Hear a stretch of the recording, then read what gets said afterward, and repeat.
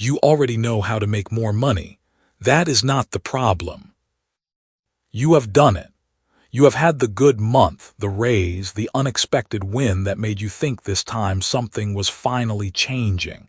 And then, without any single dramatic failure, you drifted back. The number in your account settled into the same familiar range. The same ceiling appeared. You told yourself it was the economy, the timing, the circumstances, because what else could explain it? Here is what nobody told you. Your brain was the one doing the settling. Not as a metaphor, not as a motivational figure of speech, as a literal, measurable, neurological process happening inside your skull. It runs constantly.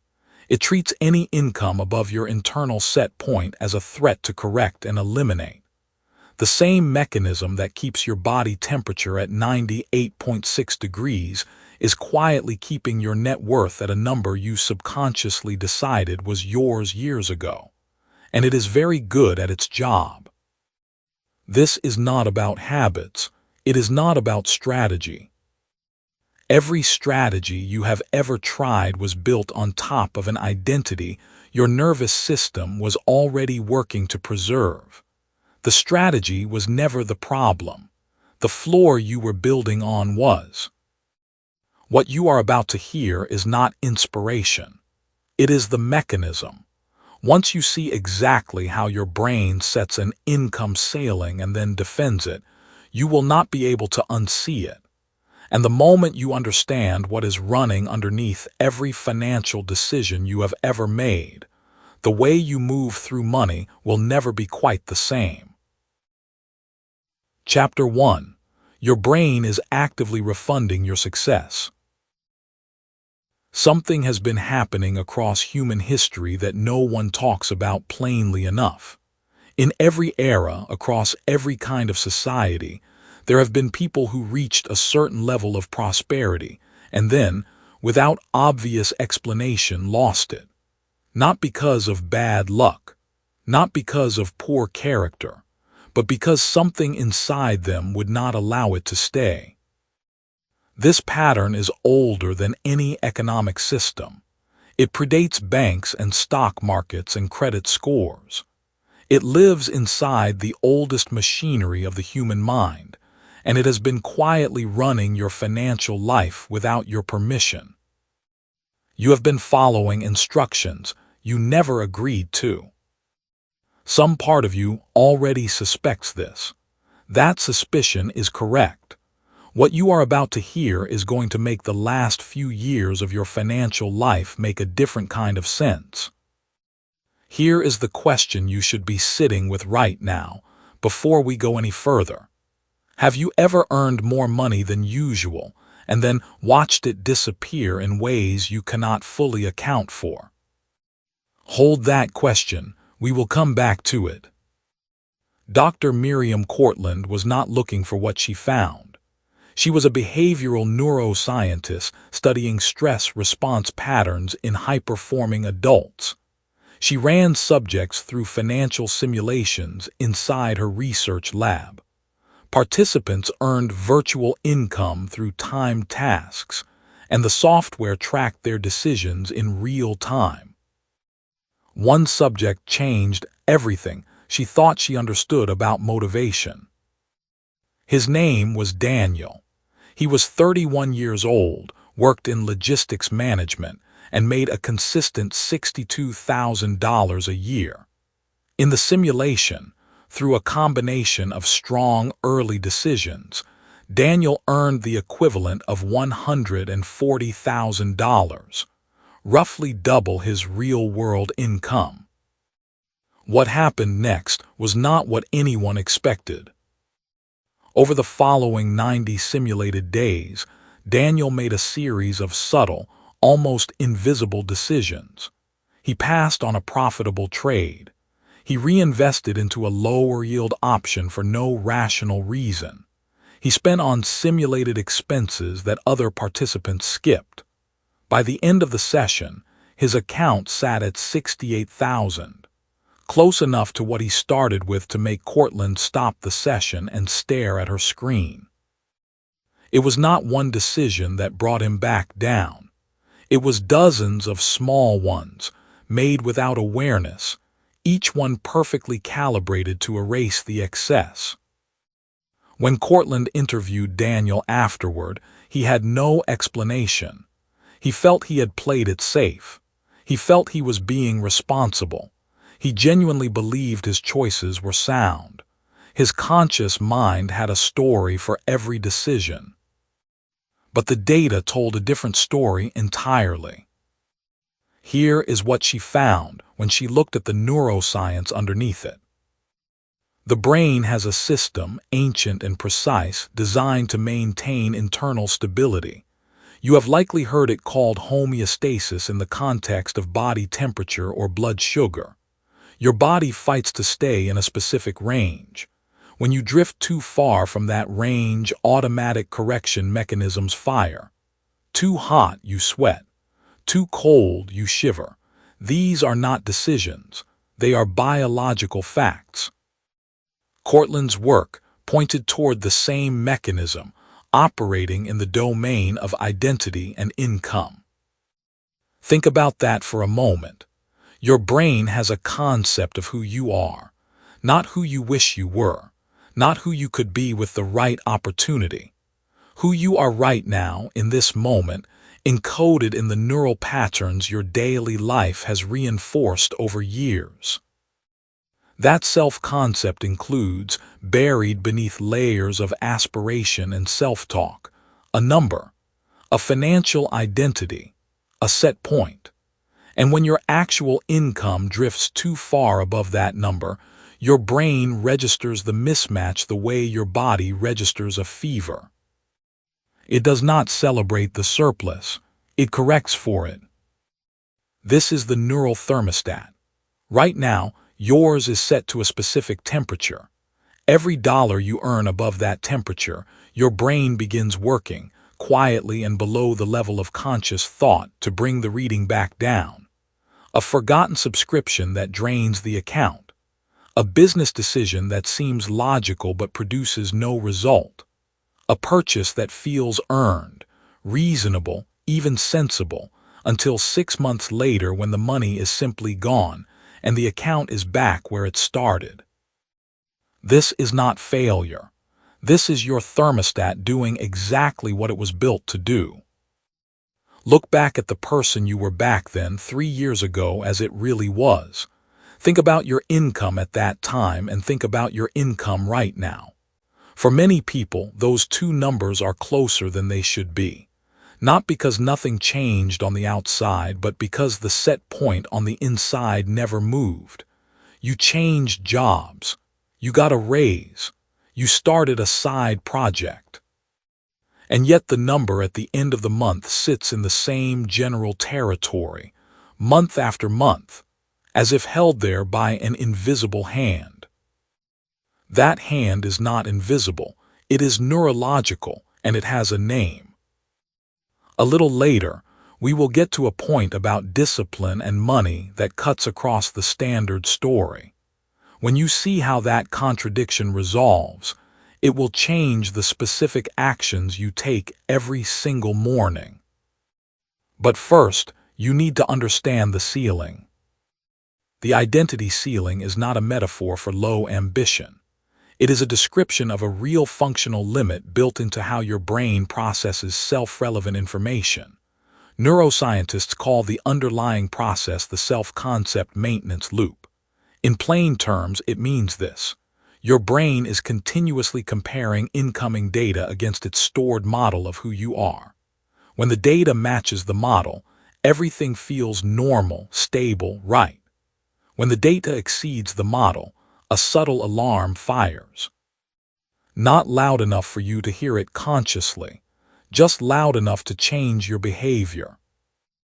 This is why highly intelligent people with strong work ethics and genuine ambition can find themselves earning the same income for years on end despite constant effort. It is not effort that is missing. It is calibration. There is a man named Reeves who grew up watching his father count money at the kitchen table every Sunday night.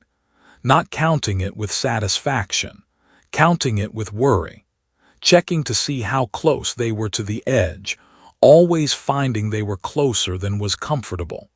Reeves watched this ritual for 12 years. He absorbed something from those Sunday nights that he could not have articulated at the time. He absorbed a feeling about what money does. Money is precarious. Money is a thing you chase but cannot hold. Having enough is something that happens to other people. Reeves grew up, went to college, built a career, and earned more than his father ever had. On paper, he was successful. In practice, he never felt it. And every time his savings reached a specific threshold, something would happen. A car repair, an impulsive investment, a loan to a family member who needed help. The threshold would dissolve and Reeves would start again from a more familiar number. His financial life was orbiting a gravitational point set during 12 years of Sunday nights, not because he lacked intelligence, because his thermostat had been set before he was old enough to question it. The data from Cortland's lab carries the same message. The people who escaped their set points in the simulation were not the ones who tried harder.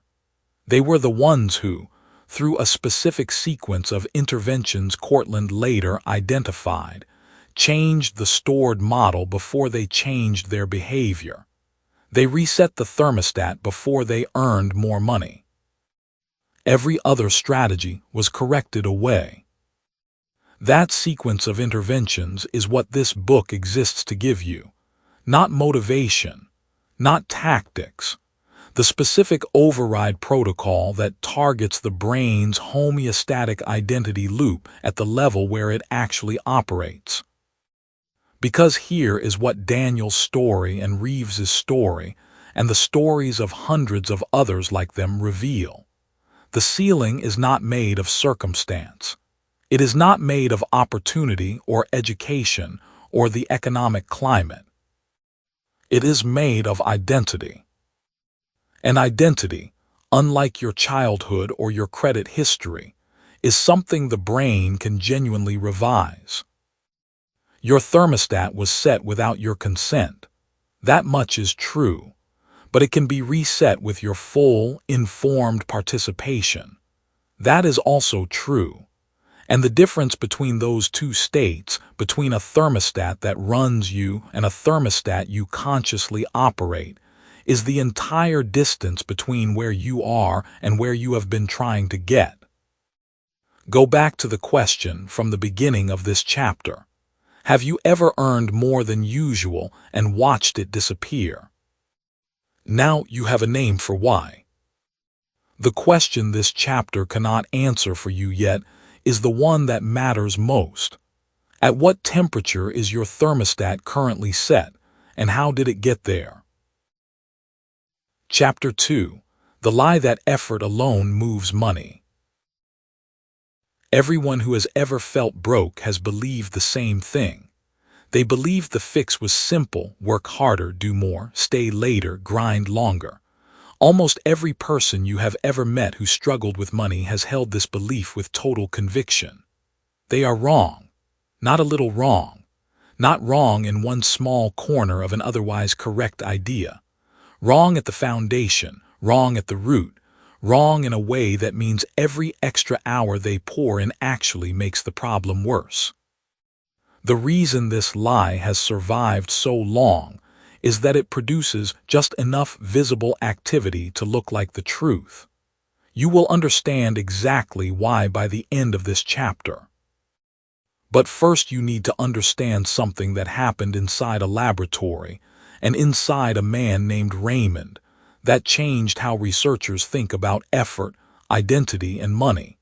Here is the question this whole chapter is built around. It is the same question the previous chapter left in your hands. Your neural thermostat is already set at a specific temperature. How did it get there?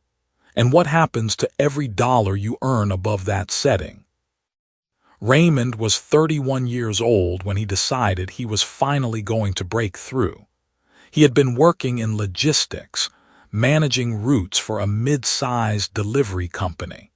He was good at his job in the particular way that people are good at things they have outgrown. He took a second job on weekends.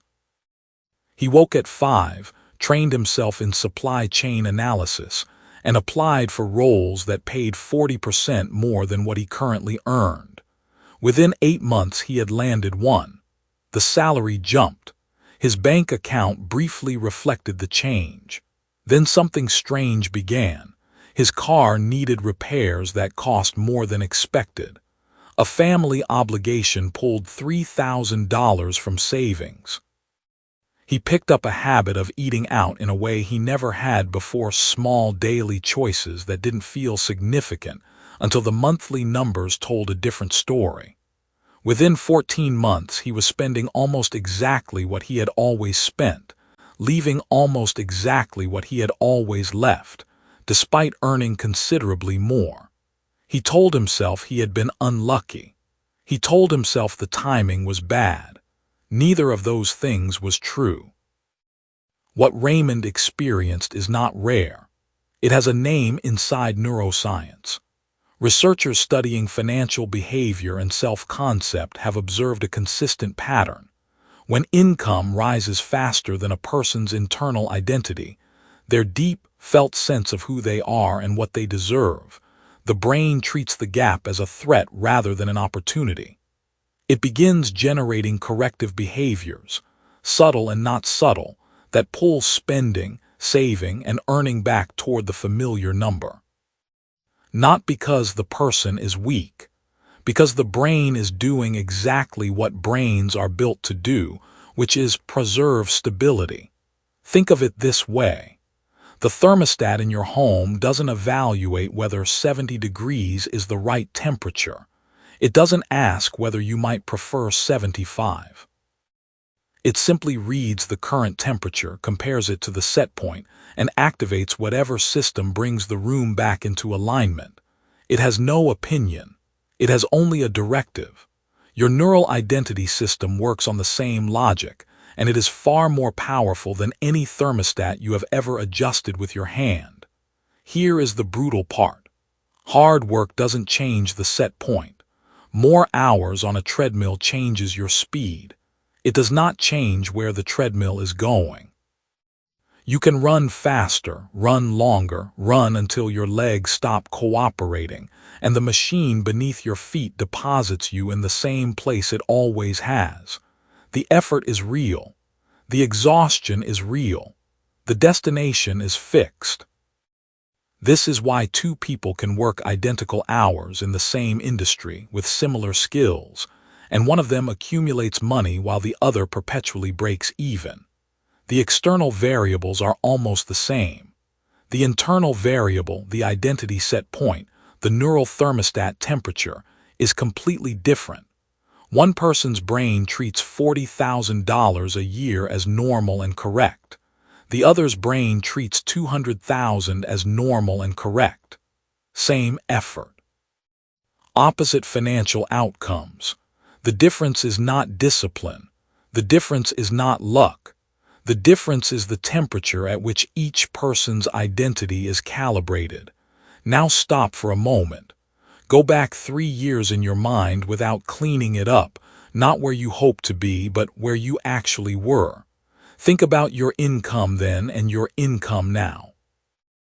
If the number has changed, ask yourself honestly whether your felt sense of yourself has changed at the same rate. You may notice that the external number moved, but something deeper stayed exactly where it was. Something quieter. Something that feels uncomfortably familiar, no matter how many new things you accomplish. That feeling is the set point making itself known. This is where the idea of an identity ceiling becomes concrete rather than theoretical.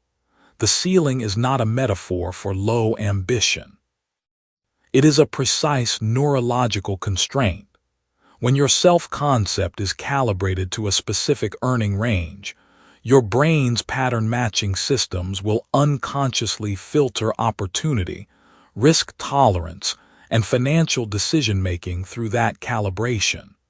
You will notice opportunities that fall within your identity range. You will discount or overlook opportunities that exceed it.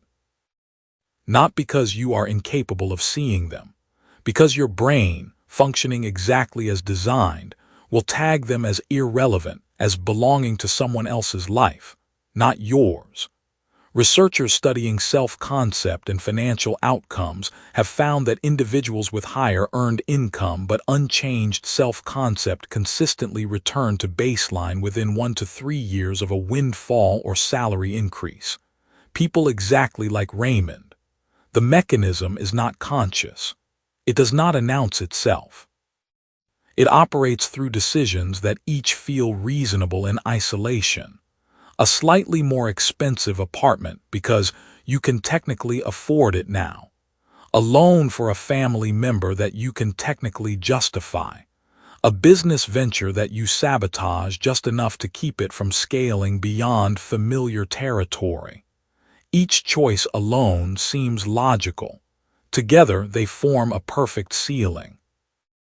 Here is the thing nobody tells you about hustle culture. Hustle culture was built on a true observation that effort matters, and it stops exactly there, before asking what effort is actually producing. It measures output. It counts the hours. It photographs the late nights. What it never measures is the identity set point underneath all of that activity, the fixed coordinate that all that motion orbits around without ever escaping. So you end up with an entire generation of exhausted, high-output people who cannot figure out why the financial results don't match the effort they can see with their own eyes. The effort is not the problem. The effort is good, even necessary. The problem is that effort applied above your identity ceiling does not accumulate. It returns to baseline, every time. Consider what this means for you specifically. Every time you have worked harder and seen temporary results dissolve, you likely told yourself a story about what went wrong externally. The economy shifted. The client left. The timing was off. Some of those things may even have been partially true. But beneath every external explanation was a simpler, harder truth. The thermostat activated, and it brought the temperature back down to where your identity said it belonged. This is not a moral failure. Raymond was not weak. He was not careless. He was a man operating inside a neural system that was doing its job with extraordinary precision. The system was protecting him from the discomfort of a life that did not match his internal image of himself. That discomfort, the kind you feel when you're earning more than you believe you're worth, when success starts to feel dangerous rather than safe, that discomfort is the thermostat firing. And here is where hope enters this story. A thermostat is not a destiny. It is a setting. Settings can be changed, not by working harder inside the current parameters, not by white-knuckling your way through the discomfort and hoping habit eventually catches up. By understanding the mechanism clearly enough to interrupt it at the source. The brain's homeostatic loop, the one that returns you to baseline, relies on one thing above everything else, that you never consciously examine the identity sitting at its center. It survives on invisibility. The moment you see it, clearly and specifically in the language of your actual financial life, its authority over you begins to weaken. Raymond eventually figured this out, not by working harder but by asking a different question entirely. He stopped asking how to earn more. He started asking who he had to become in order to keep what he earned. Those two questions are not the same question. The second one is the only one that matters. The question you are carrying forward from this chapter is this: if the problem is the set point and not the effort, what exactly is the override? That answer has a name, and it begins with something your brain does every single night whether you direct it to or not. Chapter 3 will show you how to use it deliberately.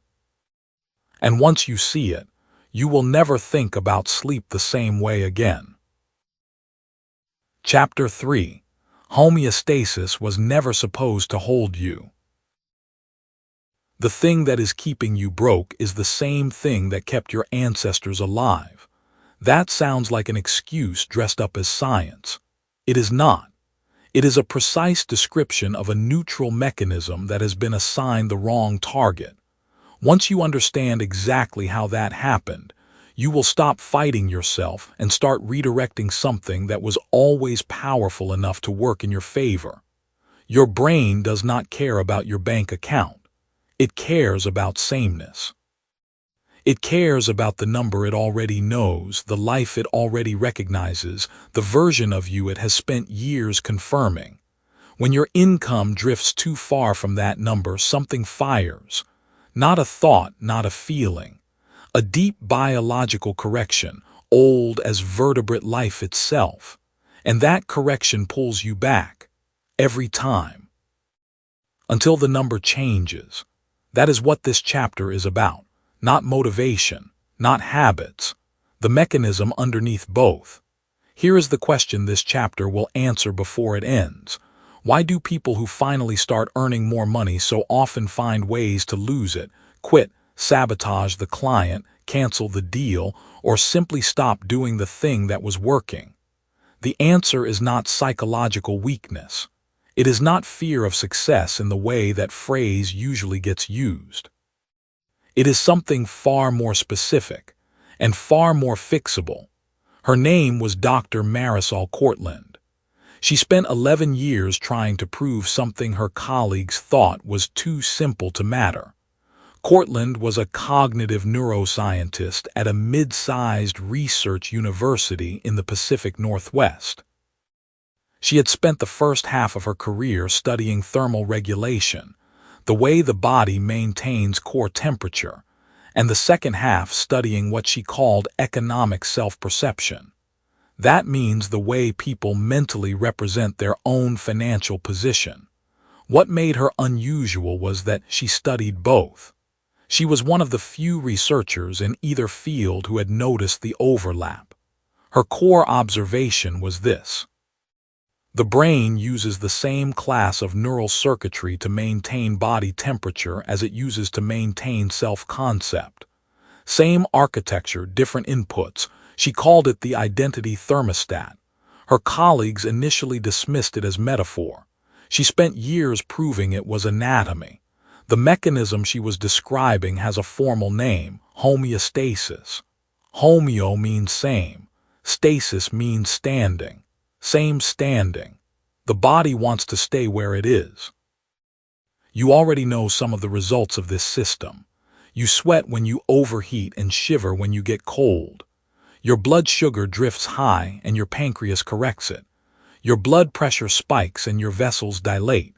These are not choices. They are automatic corrections to a set point.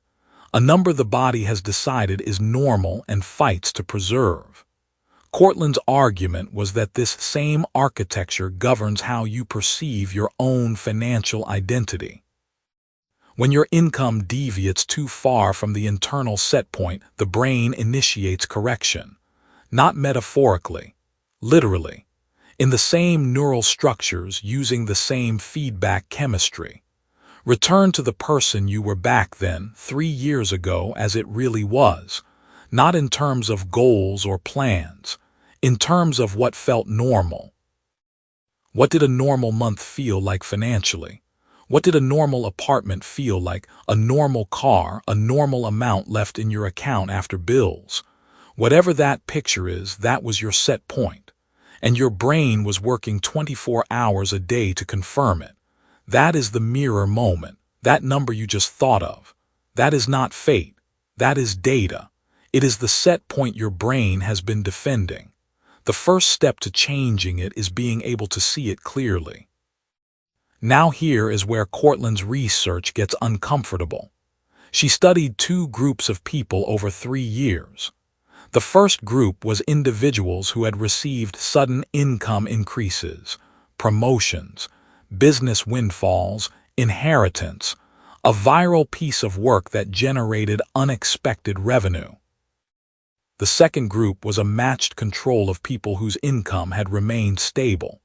She tracked not just their finances but their behavior, their self-reported stress levels, and using neuroimaging in a subsample, their brain activity during financial decision-making. What she found in the first group was striking. Within 12 to 18 months of the income increase, roughly 68% of participants had returned to within 10% of their original income level. They had not been robbed. They had not suffered disasters. They had, in dozens of different ways, corrected. Some took on debt that neutralized the gain. Some quietly stopped doing the high-earning activity that had created the spike. Some experienced relationship friction that consumed their energy and revenue simultaneously. Some simply made a sequence of small, individually rational-seeming decisions that together reconstructed their original financial position.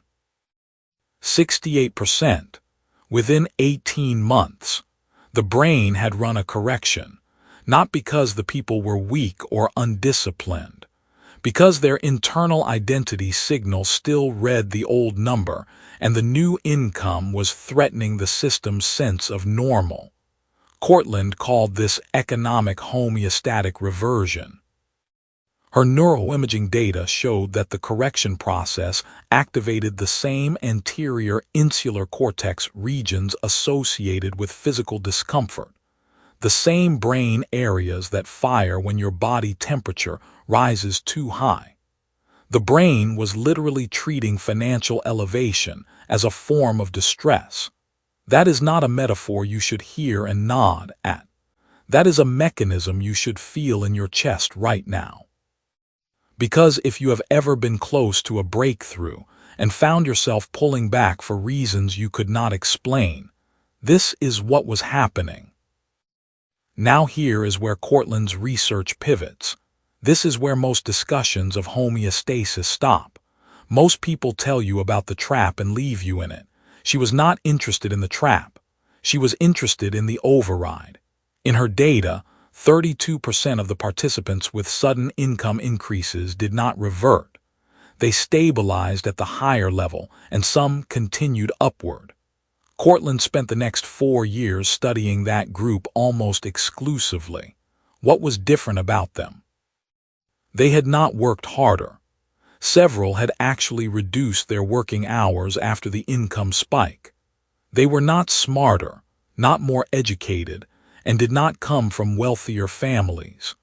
The difference Cortland identified was what she termed the identity signal, the internal representation of self that the homeostatic system was receiving as its target. The reverters had a self-concept that corresponded to their old income. The stabilizers had, through various routes and often without conscious intention, updated their self-concept to match or slightly exceed the new income before the homeostatic correction could fully mobilize. The thermostat had been reset, so the correction never came. Here is a story that illustrates exactly what Cortland's data described in living terms. Marcus ran a small landscaping company in a mid-sized city. He had earned between $32,000 and $38,000 every year for 6 years. He had built a life that fit that range precisely. Good apartment, reliable truck, nothing extravagant. He thought of himself as someone who worked with his hands, someone who was not particularly business-minded, someone who was, in his own words, a worker, not a businessman. Then a commercial contract landed on his desk by referral. A property management company with 42 buildings needed seasonal maintenance. The contract would have tripled his revenue in year 1 alone. Marcus signed it, hired 3 additional crews, executed it well, and by the end of that year had earned over $90,000. By the end of the following year, he had earned $34,000. The commercial client had renewed. But Marcus had let 2 of the 3 hired crews go because managing them felt stressful. He had declined 2 additional referrals from the same client because he told himself he did not want to overextend. He had spent the surplus from year 1 on equipment upgrades he had not needed and a truck he could not justify. By year 2, he was not the man who ran commercial contracts. He was again the man who worked with his hands. His identity had corrected his income. Let that settle for one moment before the lesson arrives in full. What Marcus experienced was not a business failure. It was a homeostatic success. The system worked exactly as designed. The identity signal read worker, not business owner. The correction was precise and total. And Marcus, like most of Cortland's reverters, could not have told you at the time that he was sabotaging himself. Each individual decision felt logical, even responsible. That is the nature of homeostatic correction. It does not announce itself. It disguises itself as wisdom. But here is what makes this entirely different from a story about limitation. Homeostasis is a neutral mechanism. It does not care what number it is maintaining. It does not prefer poverty over wealth, smallness over scale. It simply reads the identity signal and defends whatever that signal says is normal. Change the signal and the mechanism serves you. This is the principle Cortland called the override protocol. It is the most important phrase in her entire body of work. The override is not willpower. It is not affirmation. It is not wanting the higher number more intensely. Those approaches fail because they engage the surface of the mind, while the homeostatic system operates beneath it, in the parts of the brain that run before conscious thought arrives. The override protocol works by changing what the system reads as the target, not what you wish for, not what you visualize in a loose, hopeful way. What you genuinely, neurologically register as your normal. Cortland's neuroimaging data showed that identity signals which successfully reset the thermostat shared 3 characteristics. They were specific rather than vague. They were felt in the body, not just held in thought, and they were rehearsed at a neurological depth that sleep state consolidation could encode. That last one is why the previous chapter ended where it did. Sleep was not introduced as a metaphor. It was introduced as the delivery mechanism. The brain's consolidation window during deep sleep is precisely when the homeostatic system recalibrates its set points. What you encode into that window is what the thermostat uses as its new normal. This is not spirituality. This is the same neuroscience that explains why elite athletic training always includes deliberate sleep protocols. The physical recalibration happens in the window. So does the identity recalibration. Further on, we will get to a point about motivation specifically, why trying to stay motivated is a strategy almost designed to fail that cuts across the standard story. When that contradiction resolves, it will change what you actually do each morning before anything else. But right now, hold this. The identity ceiling above your income is not a life sentence. It is a set point. Set points are physiological instructions, and instructions can be rewritten. Cortland's research did not prove that some people are born with better thermostats. It proved that the thermostat obeys whatever identity signal it receives, which means the signal is the work, not the hustle, not the hours, not the strategy alone, the signal beneath all of it. The brain that has been correcting you back to baseline is the same brain that will lock in the higher number once the target changes. The question is not whether you can earn more. The question is what your nervous system currently recognizes as normal, and whether you are willing to change that, not in the language of goals, but in the language the thermostat actually understands. Chapter 4. Self-concept hardwires before age 7. Something is running inside you right now that you did not choose. It is not a belief in the way you normally think of beliefs, something you can examine, argue with, update. It is older than that. It is a set of conclusions your nervous system drew before you were old enough to drive or vote or understand what a tax return was. Every financial decision you have made since then has been quietly filtered through it. Every price you set, every raise you failed to ask for, every moment you pulled back when you should have pushed forward. The cost of that filter is not dramatic. It does not arrive as a single loss. It compounds. Every month you undercharge, every year you underearn, every decade the gap between what you produce and what you keep stays locked at the same invisible ceiling. That is the filter working exactly as it was built to work. The mechanism causing this is not laziness, not fear, not bad luck. It is something far more specific. Understanding it precisely is the only thing that can interrupt it. That language the thermostat understands, the nervous system's native tongue, was spoken to you in the earliest years of your life. Not in formal lessons, not in lectures about money, in fragments, in the tone of voice your mother used when a bill arrived, in the number your father named when someone asked what he did for a living, in the silence that followed certain conversations. Your brain was recording all of it. It was drawing conclusions, and those conclusions became the first draft of your financial identity. The trouble is that first drafts written at age 5 or 6 rarely get revised. They get defended. Here is the open question this chapter is going to sit with for a while. Why would a brilliant, educated adult, someone with real credentials, real skills, a real track record, consistently earn exactly what their least financially successful parent earned? Not approximately, not in the same ballpark. Exactly. Hold that question. The answer is not what you expect. Consider what neuroscience has mapped about the developing brain in the first 7 years of life.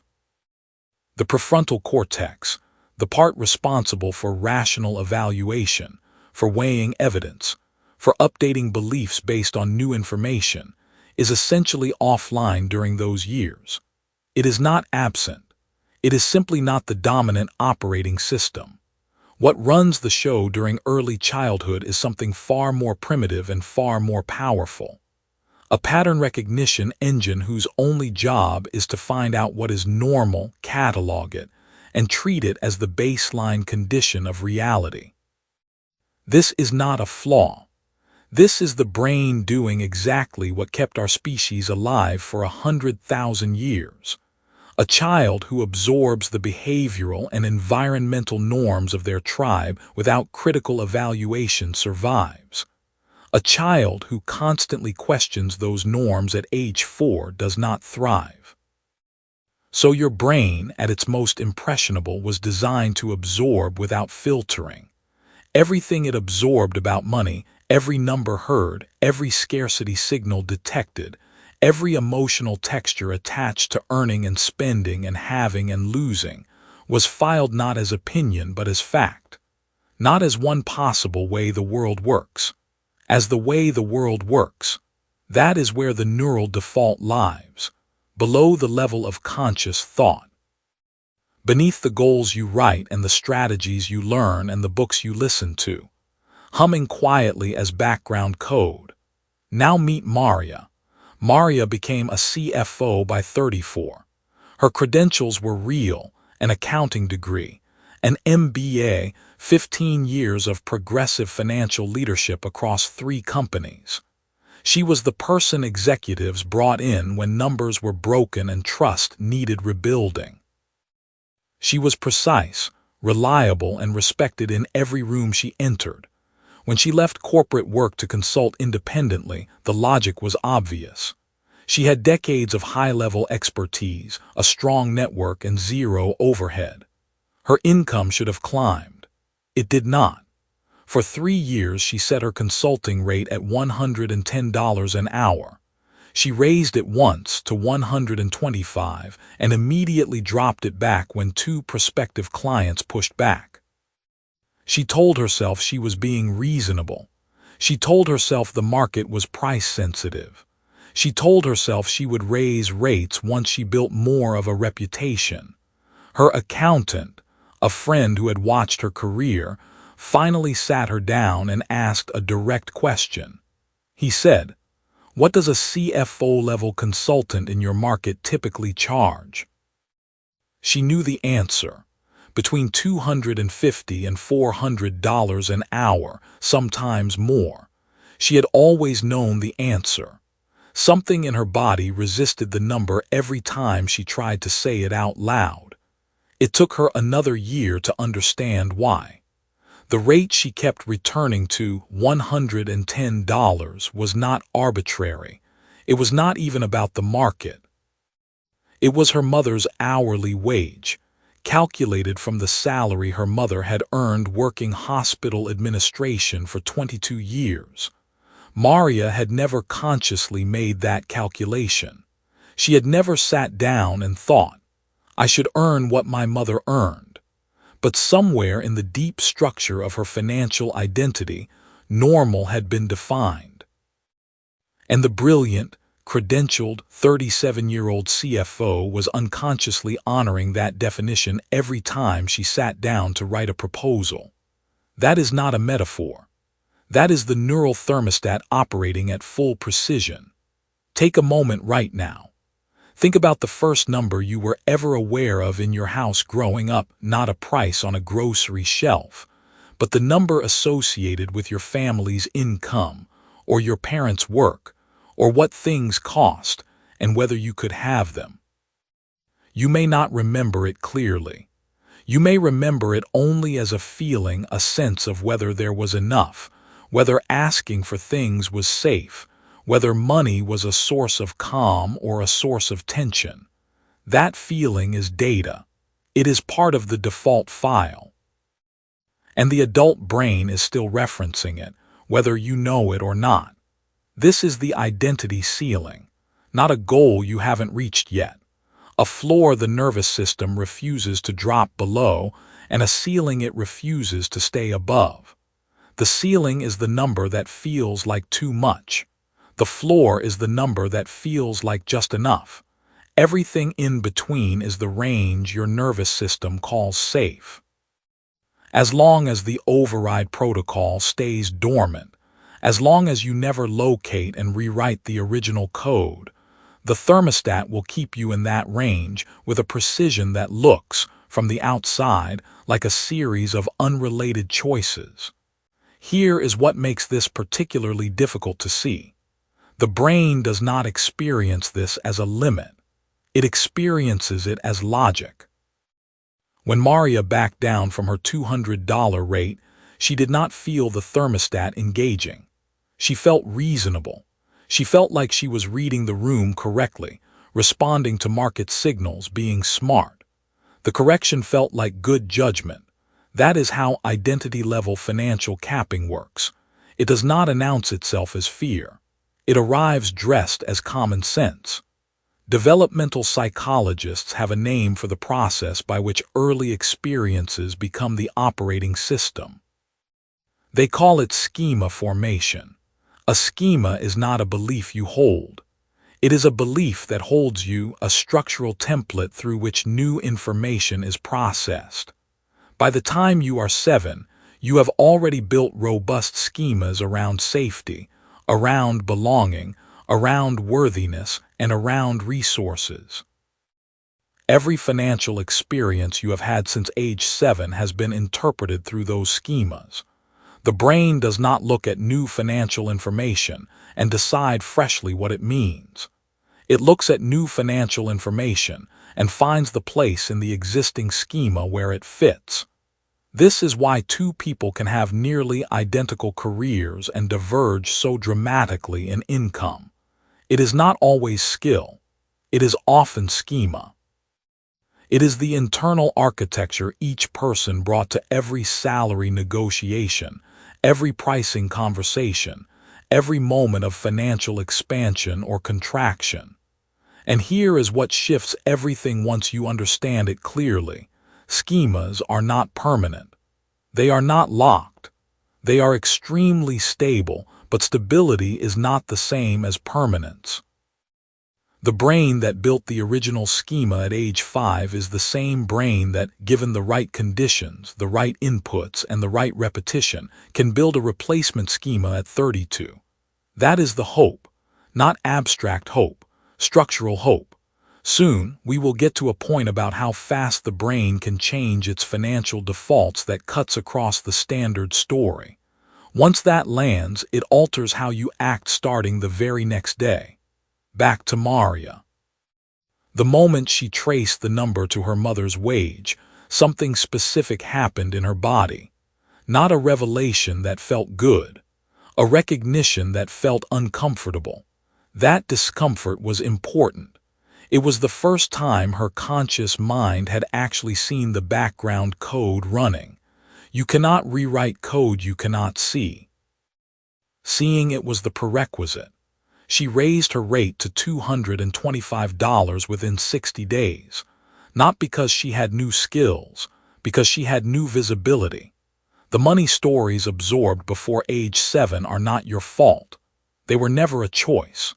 They were the brain doing exactly what it was designed to do: record, catalog, protect. But carrying them forward without examining them is no longer something you are doing by accident. You have seen the mechanism now. You know the thermostat exists. You know where it was calibrated. And you know that calibration is not fixed. The question that leads into everything that follows is this: what exactly does it take to recalibrate a neural default that the brain has been defending as identity for decades? And how quickly can that recalibration actually hold? Chapter 5. The alarm that means you are winning. Charging your true rate makes you feel like a criminal. That sounds dramatic, and most people assume the feeling fades with practice. It does not on its own, not without understanding what is causing it. The discomfort you feel the moment you name a number above what you have always charged, or above what your family ever earned, or above what your internal voice says you are worth. That discomfort is not a warning. It is a confirmation. And once you understand what it is confirming, the same sensation that used to make you retreat will become the most useful signal in your financial life. Here is the question to hold for the next several minutes. Why do two people with identical skills in the same market with the same quality of work consistently charge different rates?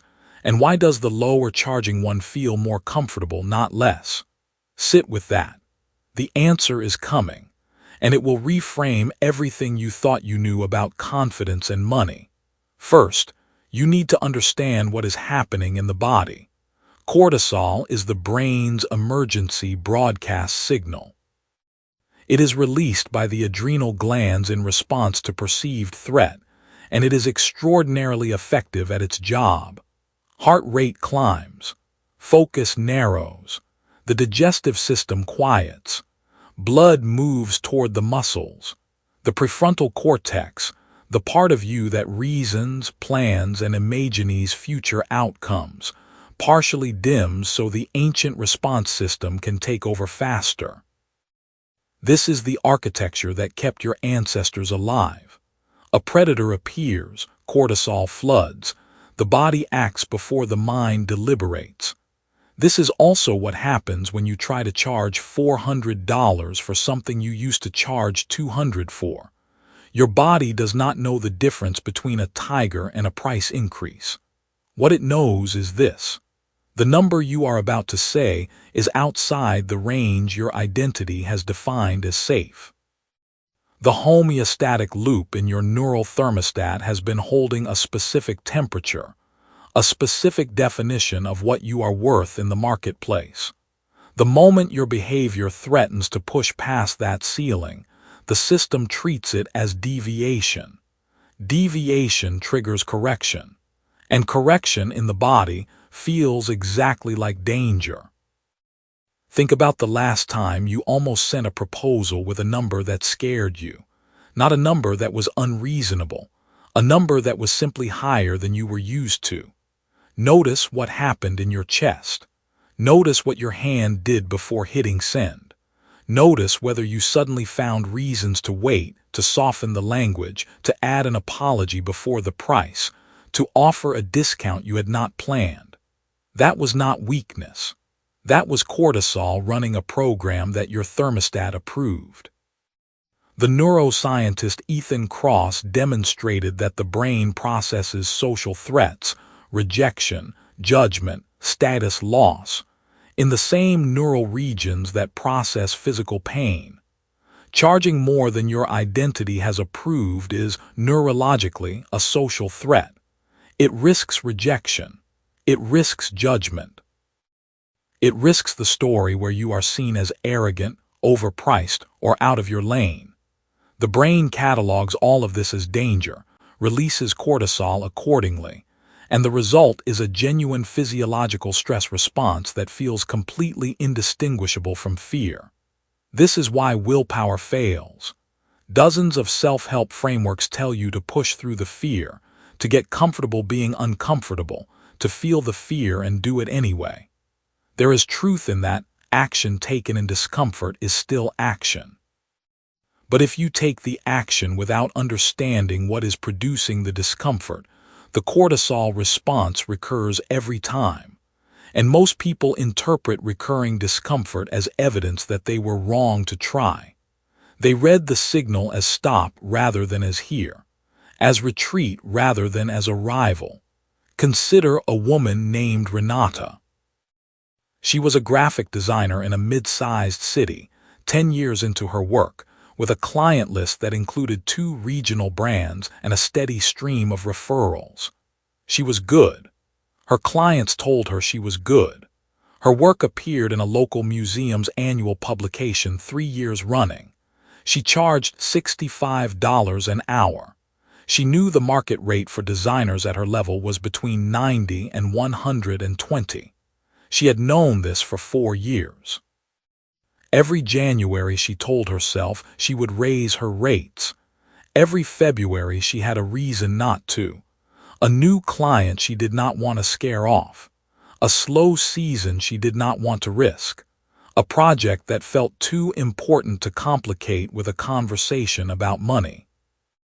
One February she sent a quote for $90 an hour and did not apologize for it. Her hands were cold when she hit send.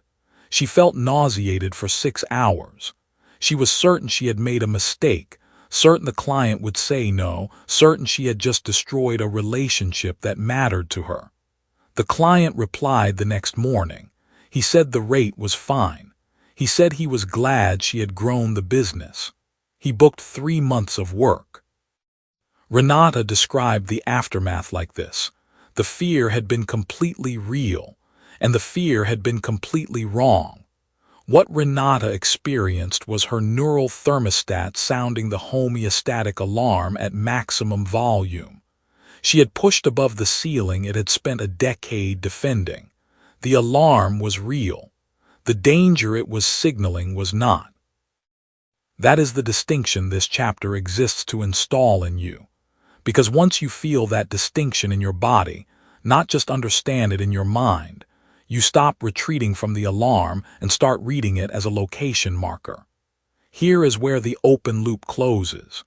2 people with identical skills consistently charge different rates because their thermostats are set differently.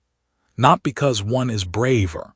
Not because one has fewer obligations that make risk feel dangerous.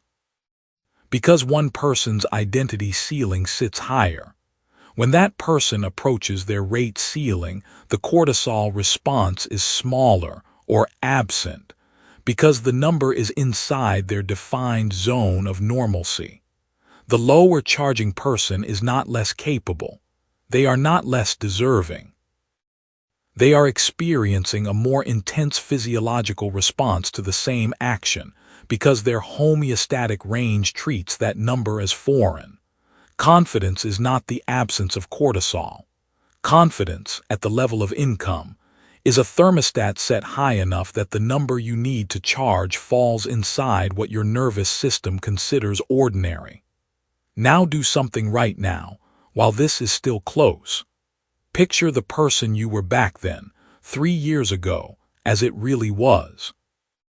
Not in terms of your work or your skills, in terms of what you would have charged for what you can do now.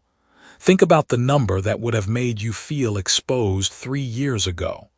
The rate, the price, the project fee that would have seemed like overreach.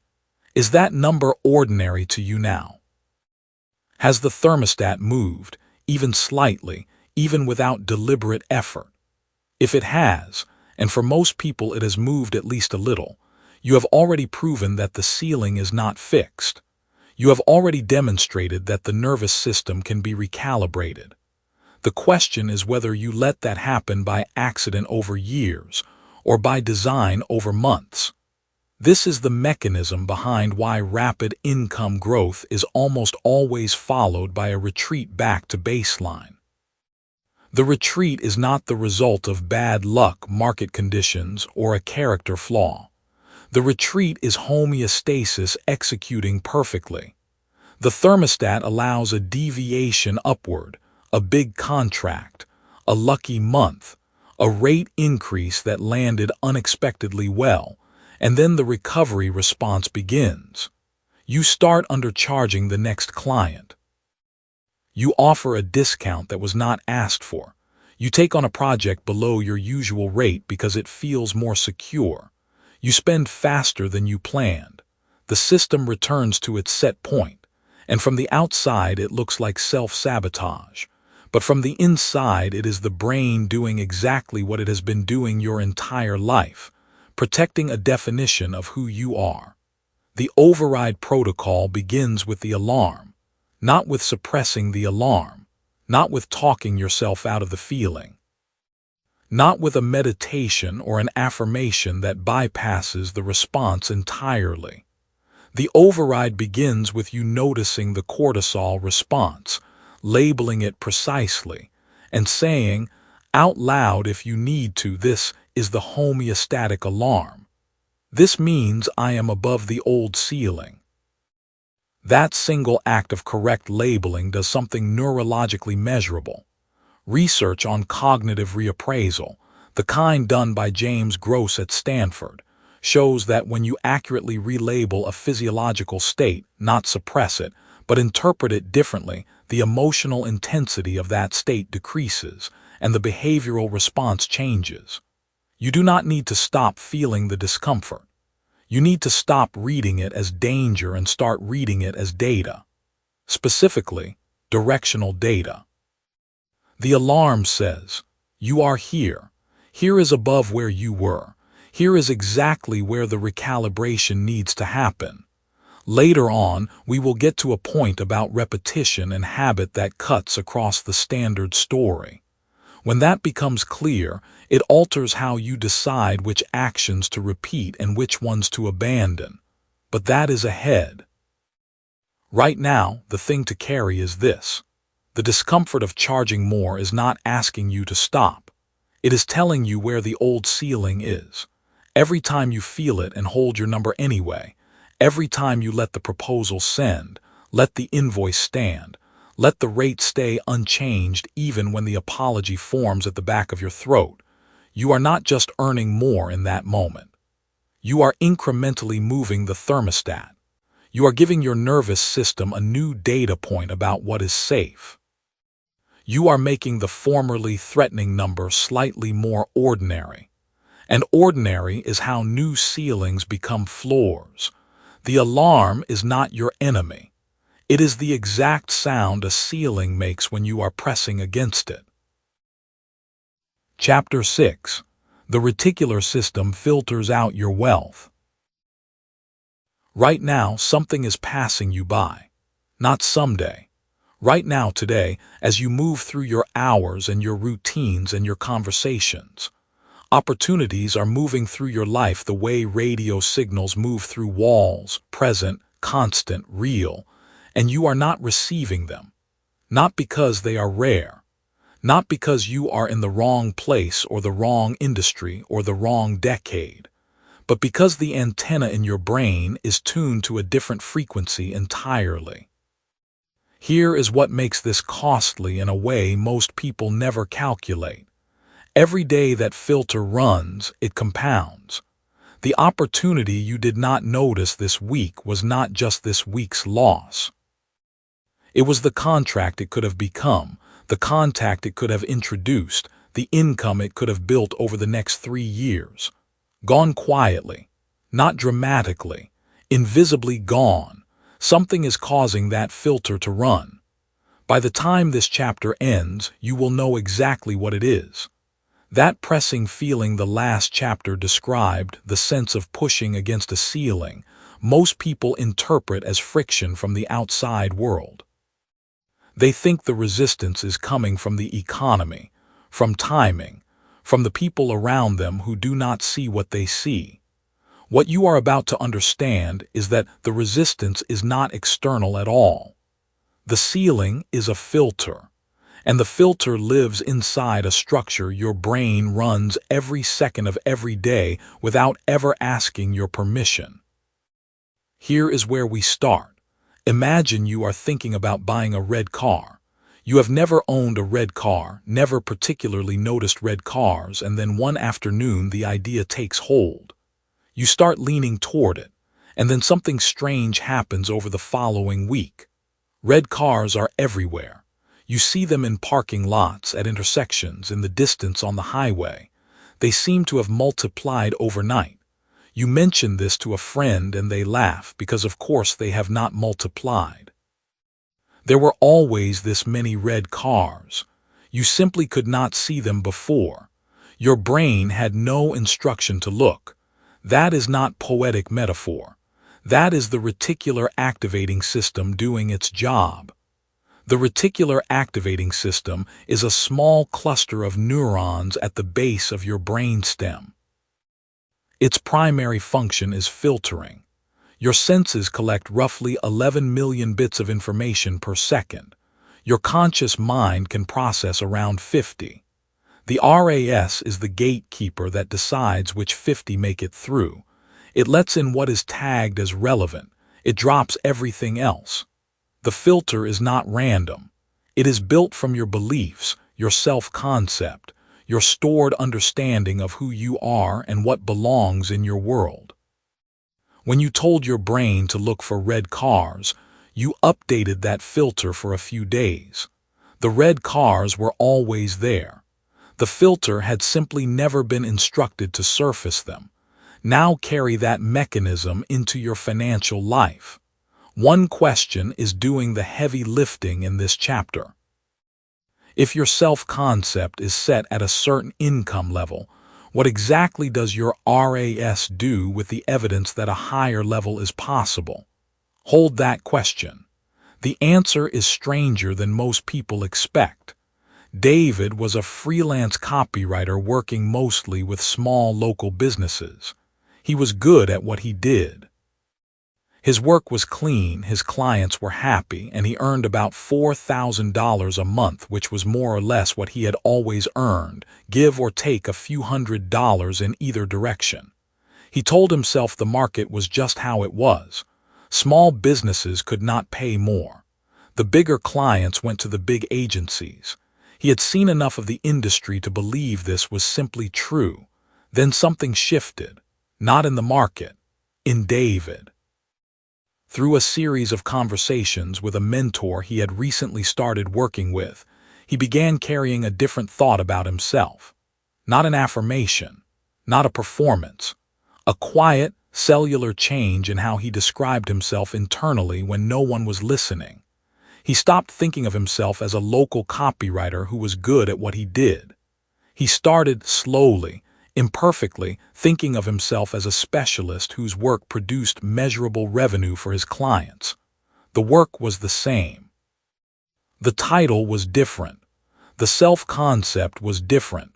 Within 60 days, something strange happened, not in his pipeline, in his perception. He started noticing things he had walked past for 2 years. A technology firm 3 blocks from his apartment had recently posted a director of marketing position. In the job description were complaints about copy that was not converting. David had passed that office building dozens of times. He had never once registered it as relevant. He started noticing conversations at events that 6 months ago he would have drifted away from. Conversations about marketing budgets, about campaigns that were underperforming, about the frustration of paying agencies that delivered generic content. He had been in those rooms before. He had not heard those conversations before. The conversations had not changed. His filter had. He landed his first 5-figure contract 4 months after that internal shift. The red cars were always there. Here is what makes David's story exact rather than accidental. The RAS does not filter for what is available. It filters for what is consistent with the identity it has been assigned to protect. David's brain for 2 years had been running a filter calibrated to a $4,000 a month copywriter. That filter was not passive. It was active. It was actively looking for evidence that confirmed that identity and actively ignoring evidence that contradicted it. The brain experiences contradiction as noise, and noise gets dropped before it ever reaches conscious attention. David was not unlucky. He was filtered, and the filter ran so smoothly he never noticed it. Revisit the person you were back then, 3 years ago, as it really was. Not in a general way specifically. Think about the conversations you were in, the rooms you were sitting in, the kinds of opportunities you were alert to. Now think about whether something changed, even slightly, in how you saw yourself during that period. Not a big, dramatic event necessarily. A shift in the story you carried. And think about whether, shortly after that shift, something appeared in your environment that had probably been there before but that you suddenly could not stop seeing. That is not coincidence. That is the RAS refiltering based on updated identity data. This is the mechanism that makes the neural thermostat so powerful and so dangerous at the same time. The thermostat does not just control your behavior, it controls your perception. It does not just make you feel uncomfortable when income rises above your set point. It makes the evidence of higher income literally invisible before you even have a chance to feel uncomfortable about it. The discomfort is the second line of defense. Filtered perception is the first, which means the identity ceiling is not just limiting what you do. It is limiting what you see. Most financial advice operates on the assumption that you are seeing clearly and simply choosing wrong. Work harder, network more, find better strategies, save the difference. These are not bad instructions, but they are instructions built for someone whose filter is already set correctly. They assume you have access to the full landscape. You do not. You have access to the portion of the landscape your current identity has cleared for viewing. The rest of it is passing through your days completely undetected, the way radio signals pass through walls. This is why people who receive a sudden income increase without a corresponding identity shift often cannot hold it. Not because they are undisciplined, because their RAS begins filtering for evidence of their original income level almost immediately. They stop noticing the behaviors, the contacts, the decisions that produce higher income. Those signals drop below the threshold of conscious attention. The income follows the perception back down. The thermostat corrects, not through willpower, through vision. So the override protocol, the process this book is building toward, has to operate at the level of the filter, not the level of behavior. Behavior change applied on top of an unchanged identity filter is like painting over rust. It looks different for a while. Underneath, the structure is still corroding. What you need is not a new set of actions. What you need is for your RAS to be reassigned. For the identity it is protecting to be updated at the source, so the filter itself begins surfacing a different class of information, a different category of opportunity, a different quality of evidence about what is available to you. As this book keeps moving, we will get to a point about motivation and action that cuts across the standard story. After that clicks, it alters the order in which you do almost everything. But before that, here is what has to land right now. The filter is not neutral. Every day it runs at your current setting is a day it is actively suppressing the signal of something that could be different, not blocking it violently, not rejecting it with drama, just dropping it quietly before you ever consciously register it. The loss is not loud. It is the loss of things you never noticed you were losing. That is the most expensive kind. David did not find new opportunities. He found the ones that had been present all along. The 5-figure client was never in a different city or a different industry. He was 3 blocks away the whole time, behind a door David's brain had simply never been instructed to see. Your opportunities are not scarce. They are filtered. The filter takes its instructions from the identity you are currently running. Not the identity you say you want. Not the one you perform on your best days. The one your brain believes is true about you right now. The one it has been assigned to protect. The question is not where are the opportunities. The question is, what does your filter believe you deserve to see? Chapter 7. Mirror neurons are copying the wrong room. Earning less than you are capable of is often not a motivation problem. That sounds like the kind of thing someone tells a person who is already working harder than anyone they know. It stings. It implies you are simply not trying hard enough. But that is not the point. The point is this. Your brain is running an automatic averaging process on the people you spend the most time with. That average is quietly setting your financial ceiling without ever asking your permission. You did not choose this mechanism. You were born with it. And until you understand how it works, you will keep trying to outperform a limit that lives not in your ambition, but in your neurology. That filter mentioned at the end of the last chapter, the one that decides what opportunities you are even allowed to see, does not build itself in isolation. It is calibrated daily by the people in the room with you. If those people, no matter how much you love them, carry a certain idea of what is normal money, what is realistic income, what is possible for someone like you and them, that idea travels. It travels through your mirror neuron system. It lands in your brain as a setting. Not a suggestion, a setting. Here is the open loop that will run through this entire chapter. There was a study, a real one, conducted not by a self-help writer but by a social network researcher at Harvard, that tracked people across 25 years.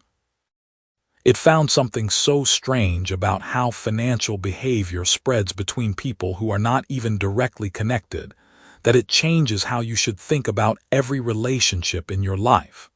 You are going to hear the full detail of that before this chapter ends. But first you need to understand the mechanism behind it. The finding only makes sense once you know what mirror neurons actually do. Here is what most people get wrong. Mirror neurons are discussed as the reason you flinch when you watch someone stub their toe, or why you yawn when someone near you yawns. That is true, but it is the shallow version. Mirror neurons fire not just in response to actions you observe, but in response to identities you are near.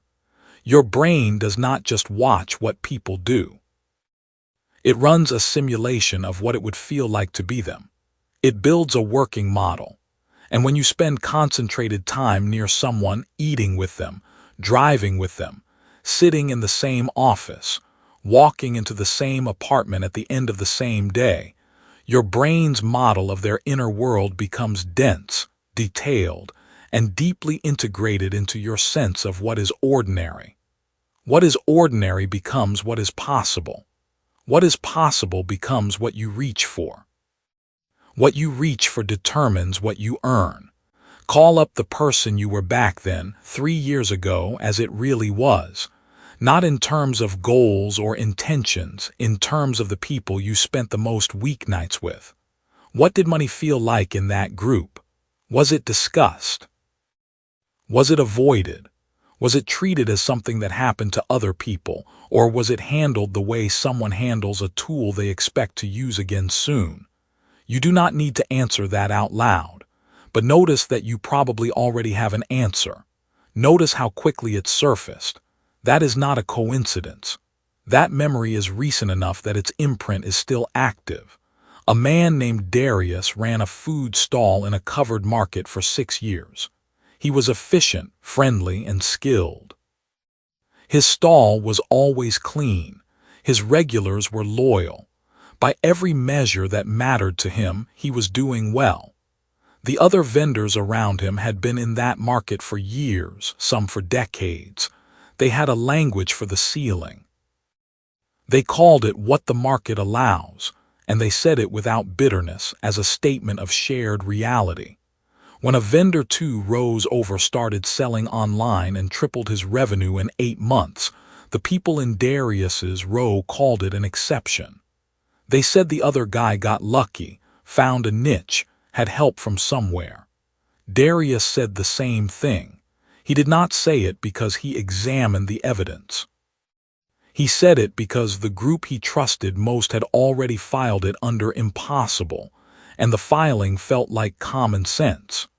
3 years later, Darius left the market, not because things got bad, because his sister's husband started inviting him to dinner with people who ran actual businesses, not stalls, businesses. Over the course of 8 or 9 months of those dinners, his sense of what was realistic rearranged itself. He could not explain how it happened. He just noticed one day that the ceiling he had accepted was no longer the ceiling he was planning around. He launched online 6 months after that. He passed the income of his best market year in 4 months. Nothing about Darius's skills changed. What changed was the average his mirror neurons were running. The Harvard research, the open loop started at the top, comes from Nicholas Christakis and James Fowler. They studied social networks over 2.5 decades. They found that your financial behaviors, your sense of what is normal spending and normal earning, spread through your social network up to 3 degrees of separation. Not 1 degree, 3. That means the financial identity of your friend's friend's friend is exerting a measurable influence on your own sense of what is normal. You will never meet most of these people. You will never sit across a table from them. And still, your brain is absorbing the average. Because the people you trust most are themselves averaging people you have never encountered. Let that settle for a moment before moving on. If that is true, and the data says it is, then the identity ceiling installed in your neural thermostat is not entirely yours. It was partly constructed by people you never chose and never met, passed through layers of social averaging until it landed in your brain as a baseline. The homeostatic loop that treats income above your self-concept as a threat is defending a number that was never calculated from your actual potential. It was handed down like furniture. You kept it because it matched the room. This is not a verdict on your relationships.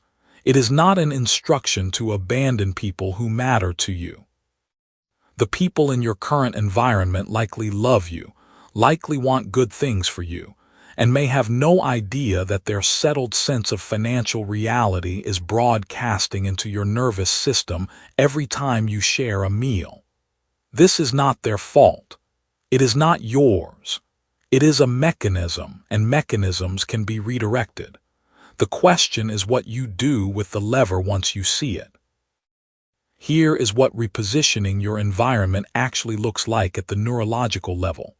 When you spend repeated close time with someone who operates at a higher financial reality than your current ceiling, your mirror neuron system does not immediately agree with their reality.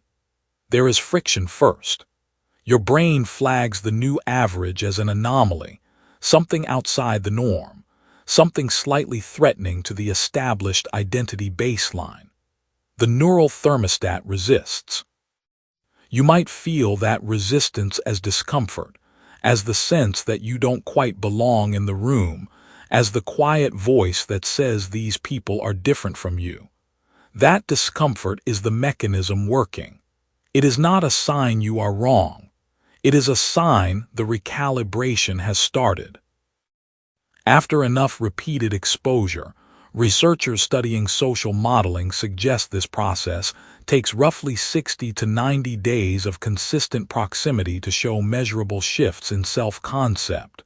The new average stops feeling foreign. It starts feeling like a data point. Then it starts feeling like evidence. Then, quietly, it becomes the new floor. This is how the override protocol actually gets traction in the real world.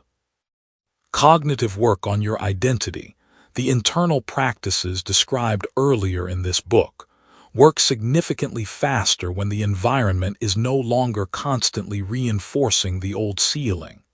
Think of it this way. If your brain is running a mirror neuron average during the day and then trying to override that average alone at night, you are fighting a losing arithmetic battle. You are subtracting one and adding many. Change the room, and you change what the subtraction is working against. In a later section, we will get to a point about discipline and willpower that cuts across the standard story. Once you grasp that turn, it alters how you decide which habits to build and which ones to stop fighting. For now, stay here in this chapter's central truth. You are not simply inspired or discouraged by your closest relationships. You are neurologically averaged by them. Your brain takes a running mean of the financial identities around you and uses that mean as the definition of normal. Normal becomes the ceiling. The ceiling becomes the thermostat setting. The thermostat defends itself. This is not mysticism. This is not metaphor. This is the literal operating behavior of mirror neurons in a social animal that has always depended on reading its tribe to understand its own possibilities. You get to choose which tribe's possibilities you want your neurons to read. Start with proximity as a deliberate practice rather than a default. You do not have to upend your life. You do not have to schedule a dramatic departure from everyone you know. You need one consistent relationship, one recurring dinner, one mentor conversation or peer group or professional environment that is running at a higher financial reality than your current ceiling. One new data point held consistently begins to pull the average. Over 60, 90 days the average shifts, the thermostat moves, the filter updates. The question is no longer whether you are capable of more. The question is whose room your neurons are standing in. Chapter 8. Neuroplasticity has a hidden activation key. Every repetition you have ever done without feeling it was time spent in neutral. Think about that for a moment. Not just the affirmations you whispered in the mirror before work. Not just the goals you rewrote in your journal every Sunday night. Every rehearsal you gave yourself that carried no charge, every flat, mechanical pass at a new belief, left no lasting mark on the neural architecture you were trying to change. The pathway did not deepen. The identity ceiling did not rise. The gap between where you are financially and where you sense you could be did not close. It stayed exactly where it was, or it quietly widened. Not because you lacked discipline, not because the practice was wrong in principle, but because you were missing the one ingredient that actually triggers the brain to rewrite itself. That ingredient is not more repetition. You are about to find out what it actually is. And once you do, every identity practice you have ever tried will either make complete sense or reveal exactly where it failed. Here is the question this chapter is going to hold open for a while. If repetition is not the primary driver of neural change, what is the brain actually listening for? Hold that question. The answer requires a small piece of neuroscience that most people who sell self-improvement have never encountered, or have chosen to skip over because it is less comfortable than the promise of simple daily habits. Your brain is not a notebook. It does not record information the same way every time you expose it to something. It records selectively. Neuroscientists call this the principle of synaptic salience. The strength of a new neural connection is directly proportional to the emotional intensity present at the moment of learning, not the frequency, the intensity.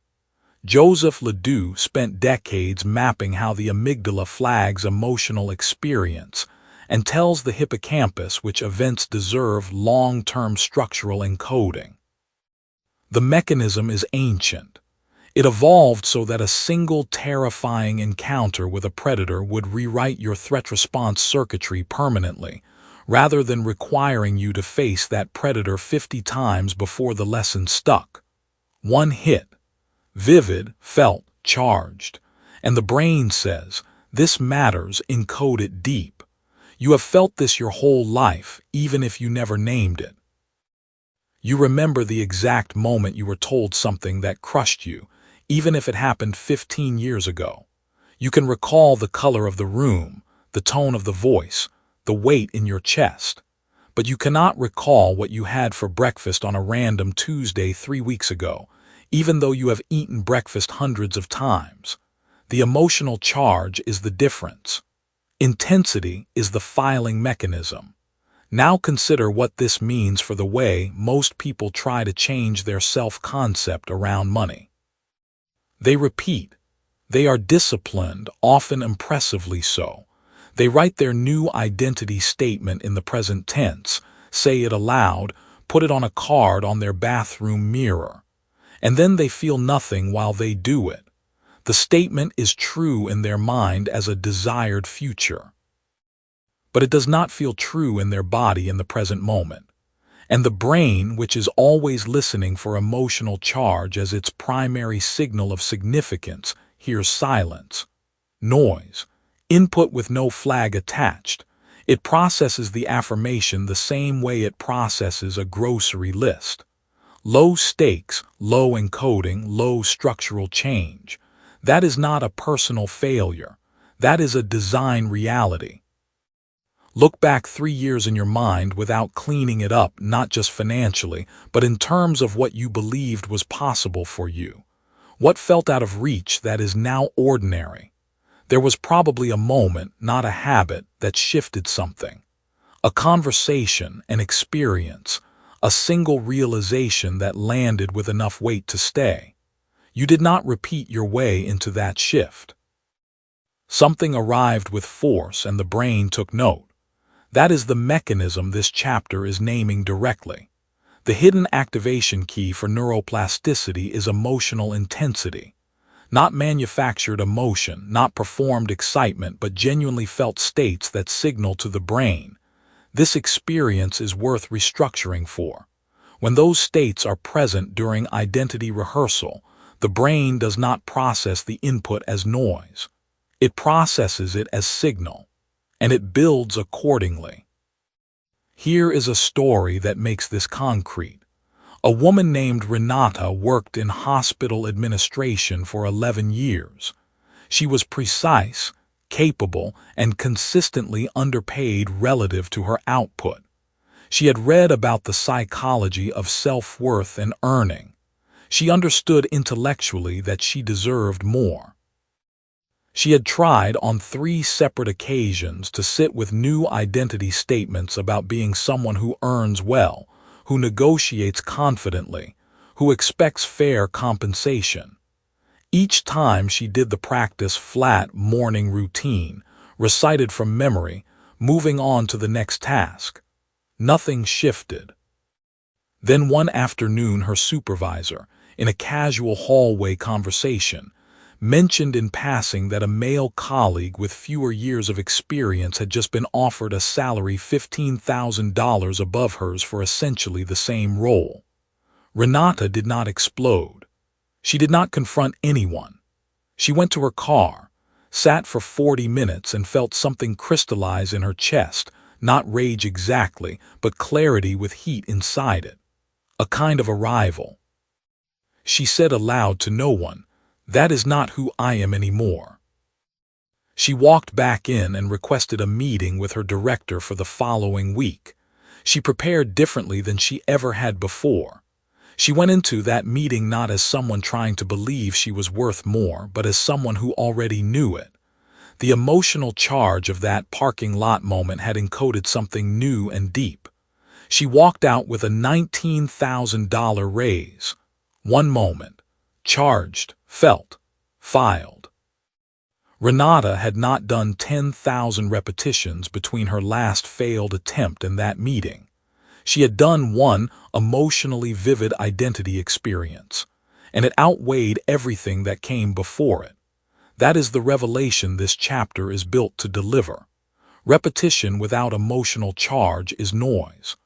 One emotionally vivid identity experience can outweigh 10,000 affirmations. This is not permission to stop practicing. It is an instruction to practice differently. The neuroscience extends into territory that even most practitioners of identity work have not mapped. You do not have to wait for a parking lot moment to happen to you. The brain cannot fully distinguish between a vividly felt experience that is happening right now and a vividly felt experience that is being actively imagined with complete sensory and emotional detail. This is not mysticism. This is the same mechanism that makes nightmares physically distressing. Your heart rate rises, your palms sweat, your body responds to images the mind is producing with sufficient intensity. The emotional system does not require external stimulation to generate charge. It requires only sufficient internal vividness. What does this mean for the identity ceiling? It means the neural thermostat, that homeostatic loop in your brain that has been quietly enforcing your current income level, is not immune to reprogramming. It is specifically vulnerable to emotionally intense input. The thermostat was set by emotionally intense experiences in the first place. Every message you absorbed in childhood about money that carried fear, shame, or urgency got filed deep precisely because of its emotional weight. The ceiling was not built by repetition. It was built by feeling, which means it can be rebuilt the same way. This is the pivot toward application that this book has been building toward since the first chapter. The override protocol begins here, and its first step is not rehearsing a new identity that comes second. Its first step is emotional priming. You have to arrive at the identity rehearsal already in a felt state, already carrying heat, clarity, aliveness, something real. Only then does the rehearsal land as signal rather than noise. Only then does the amygdala flag it. Only then does the hippocampus say, "File this, this is real, this is who we are now." Without the priming, you are typing on a keyboard that is not plugged in. The priming itself is not complicated, but it is precise. It is not about generating forced positivity or performing enthusiasm you do not feel.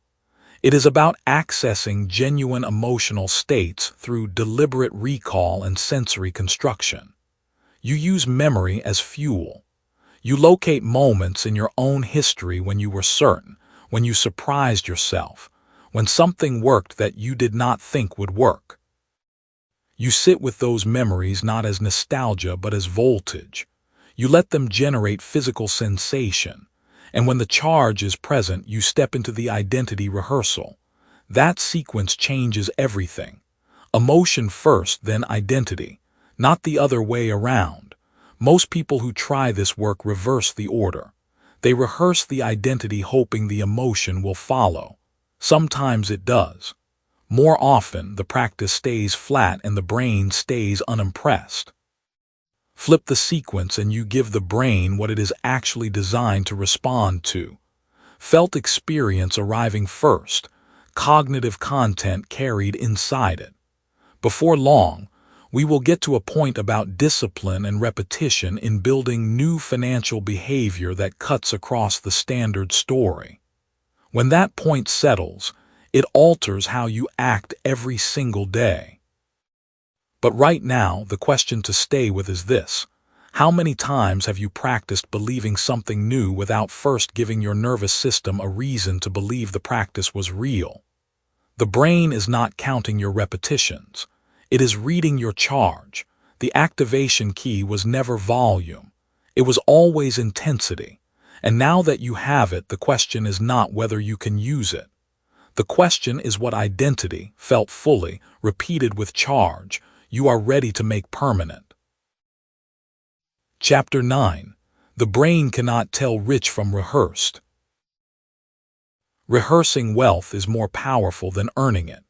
That sounds like something printed on a motivational poster above someone's bed. The kind of claim that makes serious people roll their eyes. But this is not inspiration. It is neuroscience.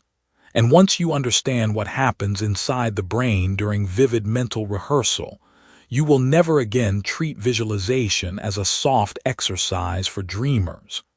You will treat it as the hardest, most precise work you can do.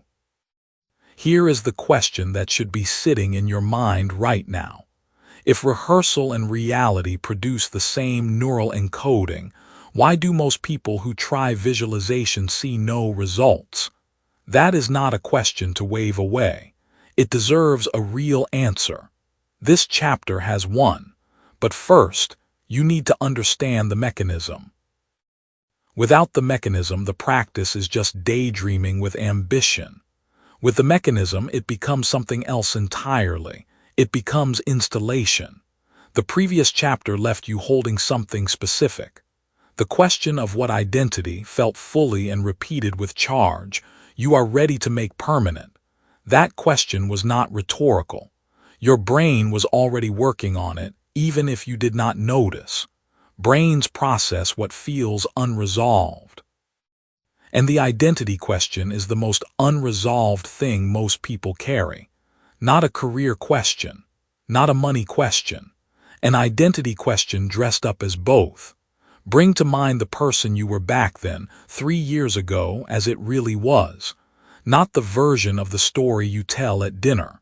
The actual private experience of it. The way you spoke to yourself about what was possible for you. The ceiling you assumed without ever naming it. That ceiling was not made of circumstance. It was made of neural architecture. And here is what no one told you about architecture. It can be rebuilt. In the late 1990s, a series of studies on Olympic athletes changed how sports psychologists understood preparation. Researchers used brain imaging to observe what happened when athletes physically performed their events. Then they observed what happened when those same athletes vividly imagined performing the exact same movements with full sensory detail. The findings were striking. They have been replicated across multiple countries and disciplines in the decades since. The motor cortex, the part of the brain responsible for planning and executing physical movement, activated in nearly identical patterns during imagination as it did during actual performance. The brain did not distinguish between doing and rehearsing. Not when the rehearsal was vivid, not when it carried emotional charge, not when it was specific. The key word there is specific. Vague rehearsal produces vague encoding. A swimmer who imagines winning a race without feeling the water temperature, without sensing the resistance of a turn, without hearing the crowd noise drop as their head goes under, that swimmer produces a watered-down signal. But the athlete who rehearses with precision, reconstructing every sensory detail with disciplined intention, lays down grooves in the brain that are functionally real. The nervous system begins to treat those rehearsed pathways as practiced ones.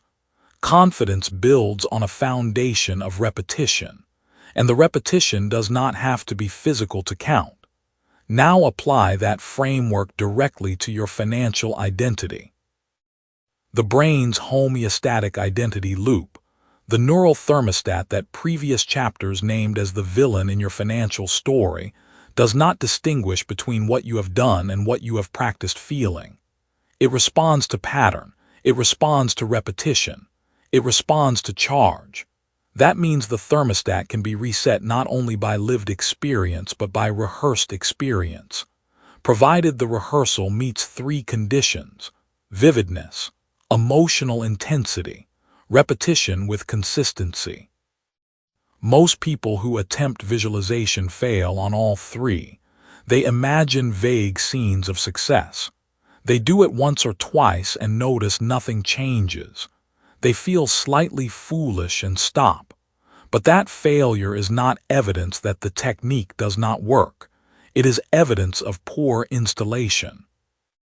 You would not wire a house by touching two cables together for a moment and then walking away. Installation takes sustained contact. It takes the right conditions, and it takes knowing what you are actually trying to install. Here is a parable. A woman named Sandra Weiss worked as a loan processor in a mid-sized bank for 6 years. She was competent.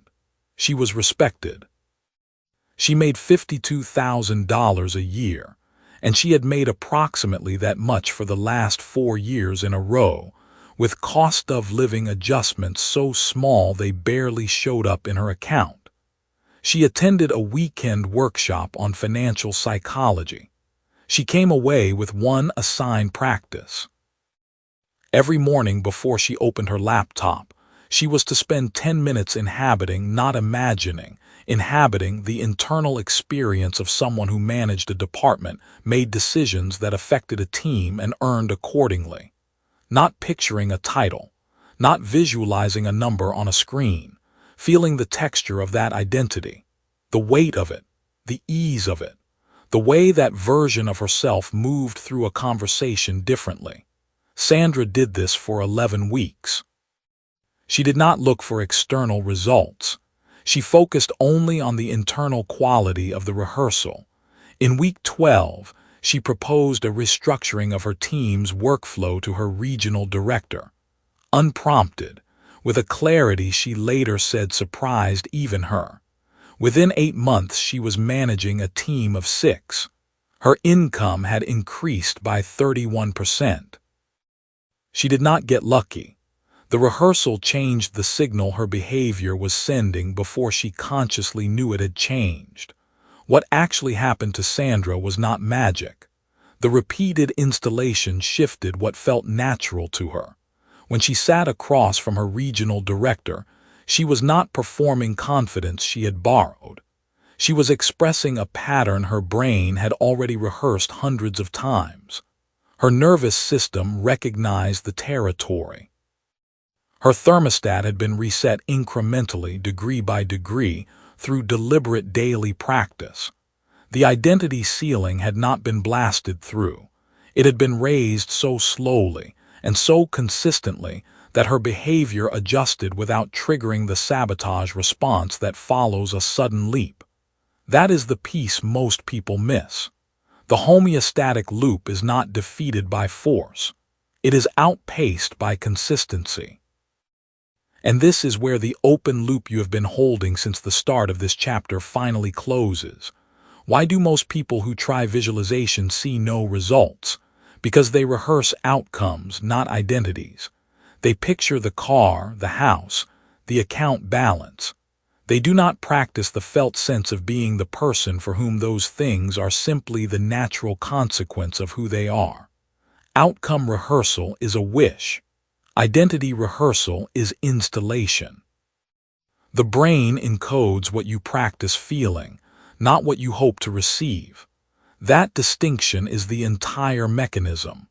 Down the line in this book, we will get to a point about discipline and financial behavior that cuts across the standard story. After that really registers, it alters how you act every single day. But for now, focus on what you can begin today. The override protocol, that structured practice introduced in earlier chapters, works precisely because it targets identity-level encoding rather than behavioral surface. You are not trying to act differently. You are trying to rehearse being different until the brain confirms the new pattern as self. This is not a gentle distinction.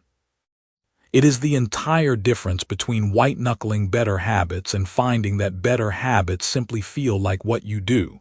The structure matters. 10 minutes is enough if the quality is high. And the quality requires 3 things you can control. First, specificity. Do not rehearse a feeling of success. Rehearse a specific moment. You on a specific call. You in a specific conversation. You making a specific decision with the ease of someone who has made that kind of decision 100 times before. Second, emotional honesty. The charge has to be real. If you feel nothing, the signal is too weak to encode. Find the version of the rehearsal that produces a genuine response in your body, however subtle. Anchor the practice to that version. Third, daily contact. The neural thermostat responds to repetition over time, not to single, intense experiences. One extraordinary visualization session changes almost nothing. 30 ordinary but consistent ones begin to shift the baseline. Think of it as adjusting the thermostat 1 degree at a time, rather than smashing the dial and hoping the system recalibrates. This is the place where the science and the metaphor finally become the same thing. The thermostat introduced early in this book as the thing keeping you regulated back to a financial baseline that no longer fits who you are trying to become. That thermostat is not your enemy. It is a mechanism, and mechanisms can be operated. You are not stuck with the setting it came with. You are not stuck with the ceiling it was calibrated to enforce. You can use the brain's own update process to encode rehearsed experience that gradually persuades the system it already operates at a higher level. The brain cannot tell rich from rehearsed, not when the rehearsal is vivid, not when it carries charge, not when it is consistent. Structured identity rehearsal is not wishful thinking. It is deliberate neural installation using the brain's own update mechanism. That is the principle. That is the technology you have been building toward since the first chapter. So the question is no longer whether this works. The question is whether you will show up for it every day, even when nothing visible has changed yet, trusting that the signal is being written in a place you cannot see, but that will eventually determine everything you do. Chapter 10. Sleep is when the override protocol runs. Right now, tonight, while you sleep, your brain is conducting a quiet referendum on who you are. It is replaying the emotional residue of your day, reinforcing the neural pathways that felt most active, and filing away your sense of self like a clerk sorting documents. Those documents will determine what you reach for tomorrow. This happens every night. It has been happening every night of your adult life. And if no one has told you that this window is the single most powerful identity reprogramming opportunity your brain offers, you have been leaving it empty. Not because you are lazy, not because you failed to try hard enough, simply because you did not have this specific piece of information. That information has a cost. Every night you spend entering sleep with the same unexamined emotional residue is a night your brain spends reinforcing the same identity ceiling, the same ceiling that has been holding your income at its current level. The override protocol has a nightly version. You are about to learn exactly what it is. The previous chapter ended with a question of showing up when nothing visible has changed yet. That question lives here, in the dark, in the minutes before sleep takes you. Showing up is not only about what you do during the day. It is about what you hand your brain as the last signal before consciousness dissolves. Rewind 3 years in your mind without cleaning it up when you fell asleep. What were you thinking about? What emotions were sitting in your chest as your eyes closed? Were you running through the day's frustrations, the bills that felt tight, the sense that something was not adding up in your financial life? Most people fall into sleep carrying exactly that weight. Most people wake up inside exactly the same identity they carried into the night. That is not coincidence. That is neuroscience. One open question is steering this chapter from the first minute. There is a specific state the brain passes through every single night. Neuroscientists have studied it for decades. The ancient Greeks had a name for it.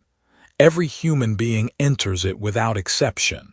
It lasts between 5 and 25 minutes, and it operates by completely different rules than the waking mind. Most people coast through this state unconsciously. A small number of people have learned to use it as a deliberate tool. The difference between those two groups is not intelligence. It is information. The state is called hypnagogia. It sits in the threshold between waking and sleep, and it is unlike anything else your brain does in a 24-hour cycle. During waking life, your prefrontal cortex is active, critical, skeptical. It is the part of your brain that says, "That is not really true about you," when you try to install a new belief that contradicts your current identity. It is the gatekeeper. It is also, in the language of this book, the enforcer of the identity ceiling. The moment you try to consciously adopt a financial self-concept that sits above your current baseline, the prefrontal cortex compares it against your stored sense of self and flags the discrepancy. The comparison happens fast, below language. The result is a quiet internal rejection. It feels like discomfort, like fraudulence, like the belief just isn't sticking. But in hypnagogia, the prefrontal cortex begins to go offline. Not all at once. Gradually, the way a streetlight dims toward dawn. As your body relaxes and your brainwave activity shifts from the fast beta waves of active thought into the slower alpha waves of drowsy ease, then further into the theta waves of early sleep, the critical filtering mechanism loses its grip. The gatekeeper steps away from the door. That is why people report vivid, fleeting images in this state. Faces that don't belong to anyone they know. Landscapes that feel familiar but have no address. Fragments of conversation that carry enormous emotional weight. The brain is running loose of its own editing function. It is open in a way it is not open at any other moment of the day. And open means writable. A research team in Chicago studied what happens when subjects are guided through specific emotional states before sleep onset. The subjects who entered the hypnagogic window carrying a clear, emotionally charged self-concept, not a vague wish, but a specific felt sense of being a particular kind of person, showed measurably different neural consolidation patterns by morning. The emotional content they carried into that threshold was what got filed. Their brains treated it as real experience and stored it accordingly. The neural thermostat was quietly being recalibrated, without the gatekeeper's resistance. This is not magic. It is filing. Your brain files what is emotionally present at the threshold of sleep, and it uses those files to reinforce identity patterns while you rest. So the question becomes simple. What are you filing every night? Most people file stress. Most people file self-comparison and dissatisfaction, and the residual emotional texture of whatever anxiety or financial worry had the most charge during the day. Your brain does not judge the content. It does not know you do not want to file that material. It just files what is loudest. The override protocol exists to replace what gets filed. Here is what it looks like step by step, not as a vague suggestion, as a concrete nightly practice with a specific sequence and specific timing. 30 minutes before you intend to be asleep, you stop consuming new information. No phone, no news, no social media, no podcasts, no conversations that carry financial anxiety or social comparison. This is not about being precious with yourself. This is about allowing the emotional charge of the day to begin settling. By the time you approach the hypnagogic window, you want a clear signal, not a cluttered one. You are clearing the slate for what you are about to write. 20 minutes before sleep, you begin step 1. Get physically still. Lying down is ideal. Breathe at a slightly slower rate than feels necessary, deliberately, for 2 or 3 minutes. This is not meditation, though it resembles it. The sole purpose is to begin the neurological descent from beta to alpha. You are coaxing the gatekeeper toward the door. Once you feel that slight heaviness in your limbs, eyelids carrying a little more weight, the sounds of the room becoming slightly more distant, you move to step 2. Bring a single identity statement into focus, not an affirmation in the conventional sense, not a wish, a declaration of specific fact, stated internally in the present tense, about the kind of person you are financially. Something like, I am someone who makes decisions from a position of financial security. The specific content matters less than this one rule. It must carry emotional truth when you say it, not performance, not hope, felt reality. If the statement feels hollow or false, you are not ready for it yet. Dial it back to the smallest version that feels genuinely true. I am someone who understands money at a level that is growing. That can be true right now. Start there. The brain files what has emotional resonance, not what is dramatically ambitious.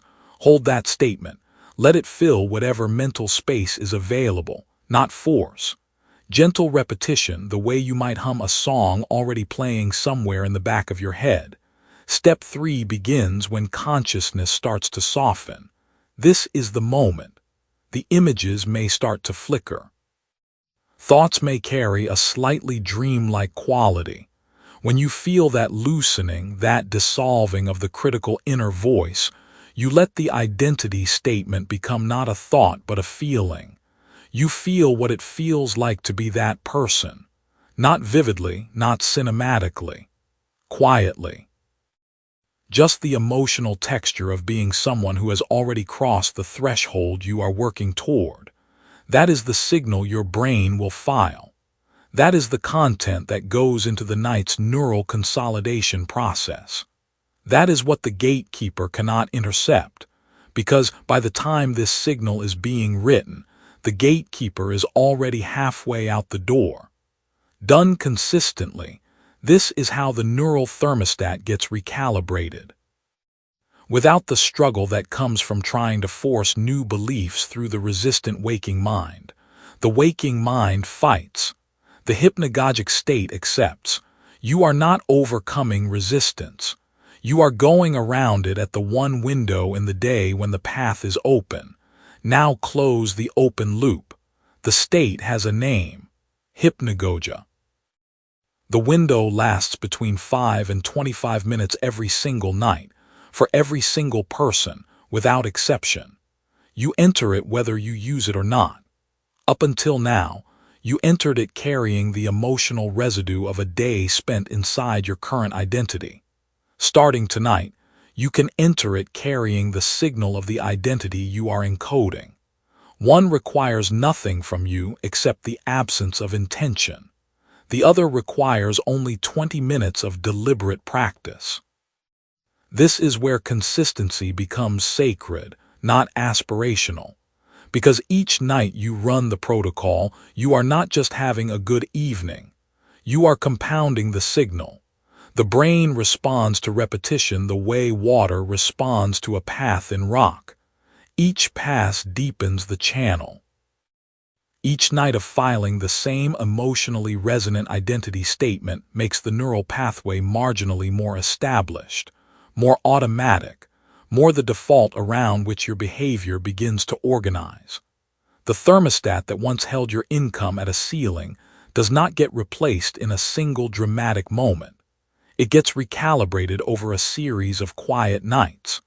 Most people search for the dramatic override. They look for the motivational surge, the single revelation that changes everything at once. But the brain does not work in surges. It works in repetition. The 20 minutes before sleep are the highest leverage identity reprogramming window the brain offers every single day. They have been sitting there unused every night for as long as you have been alive. What will you hand your brain tonight when the gatekeeper steps away? Chapter 11. Evidence loops lock the new identity in place. Collecting evidence is more powerful than setting goals. That sounds like the kind of advice you would dismiss from someone who has never been broke, someone who has never watched a number in a bank account make them feel sick. It is not that kind of advice. It is a description of how your brain actually decides who you are. Once you understand the mechanism, you will never approach a goal the same way again. Start with the question underneath this chapter. It will not be answered for a while. Why do two people with identical goals, identical strategies, and nearly identical starting conditions end up in radically different places 2 years later?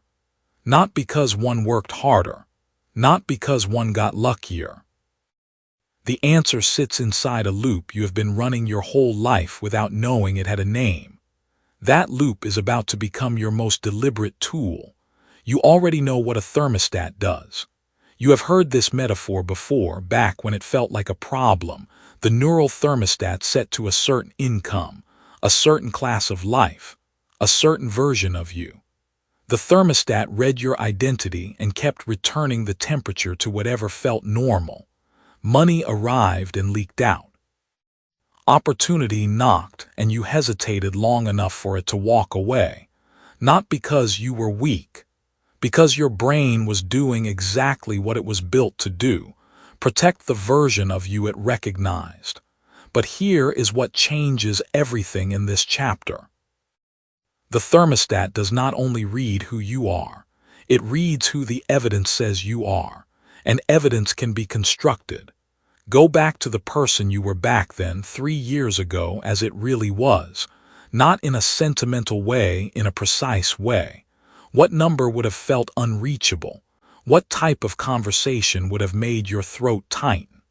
What room would you have felt you did not belong in? Hold that for a moment. You are already different from that version of you, even if your bank account has not fully caught up yet. Something shifted somewhere. The question is whether that shift happened to you by accident, or whether it is something you could have engineered on purpose and made happen faster. The answer is yes, you could have. And starting now, you will. The brain consolidates identity through pattern recognition, not through inspiration. This is the part that most people who talk about self-concept get completely wrong. They tell you to visualize. They tell you to affirm. Visualization and affirmation are not useless, but they are input without feedback. That means the brain treats them as imagination, not as data. Imagination and data are processed in different hemispheres, filed in different categories, and weighted differently when the brain decides who you are. What changes the thermostat is not what you imagine. It is what you register as real. Real, in the brain's language, means evidence. A woman named Priya ran a small accounting consultancy from her home office. She had been doing it for 4 years, earning around $60,000 a year, which covered her bills and left very little room. She had read everything. She had gone to the seminars. She had done the visualizations and written down the income she wanted and looked at it every morning. Nothing moved. The number stayed the same with the quiet stubbornness of something that had decided it lived there. Then a mentor told her to stop imagining forward and start recording backward. Every single day, write down one thing that a higher-earning version of yourself did today. Not something you plan to do, something you already did. It did not have to be large. It had to be real. The first week, the entries were small. She had responded to an email from a potential client within the hour instead of waiting 2 days out of fear. She had quoted her full rate without apologizing for it. She had declined a project that was below her standard, which she had never done before. Small things, true things. She wrote them down every night without editorializing, without grading herself, without asking whether they were enough. 6 weeks later, she noticed something. She was not acting differently because she felt different. She felt different because her own record showed her she had been acting differently. The brain had read the file. The file said someone else was now running this operation. Priya's revenue that year was $94,000, not because of one deal, because of 100 small decisions that a different self-concept generates automatically. Let that land before moving forward. The brain, specifically the prefrontal cortex and the limbic system working in concert, is constantly scanning for pattern confirmation. It has a technical preference for whatever story it already believes. This is confirmation bias at the neural level. Most people fight it by trying to argue with it, which never works. You cannot debate a thermostat, but you can feed it new data until the pattern it confirms is the one you want it to confirm. This is the override protocol in its most practical form, not a dramatic intervention, a consistent feed. The evidence journal is the tool. It works because of a principle called neural consolidation through repetition. When the brain receives similar evidence across multiple days, it begins to reclassify that evidence from experience, which is temporary, to identity, which is structural. The hippocampus tags repeated patterns as self-relevant. The neural thermostat reads those tags and recalibrates. Slowly, then faster, the new pattern becomes the default.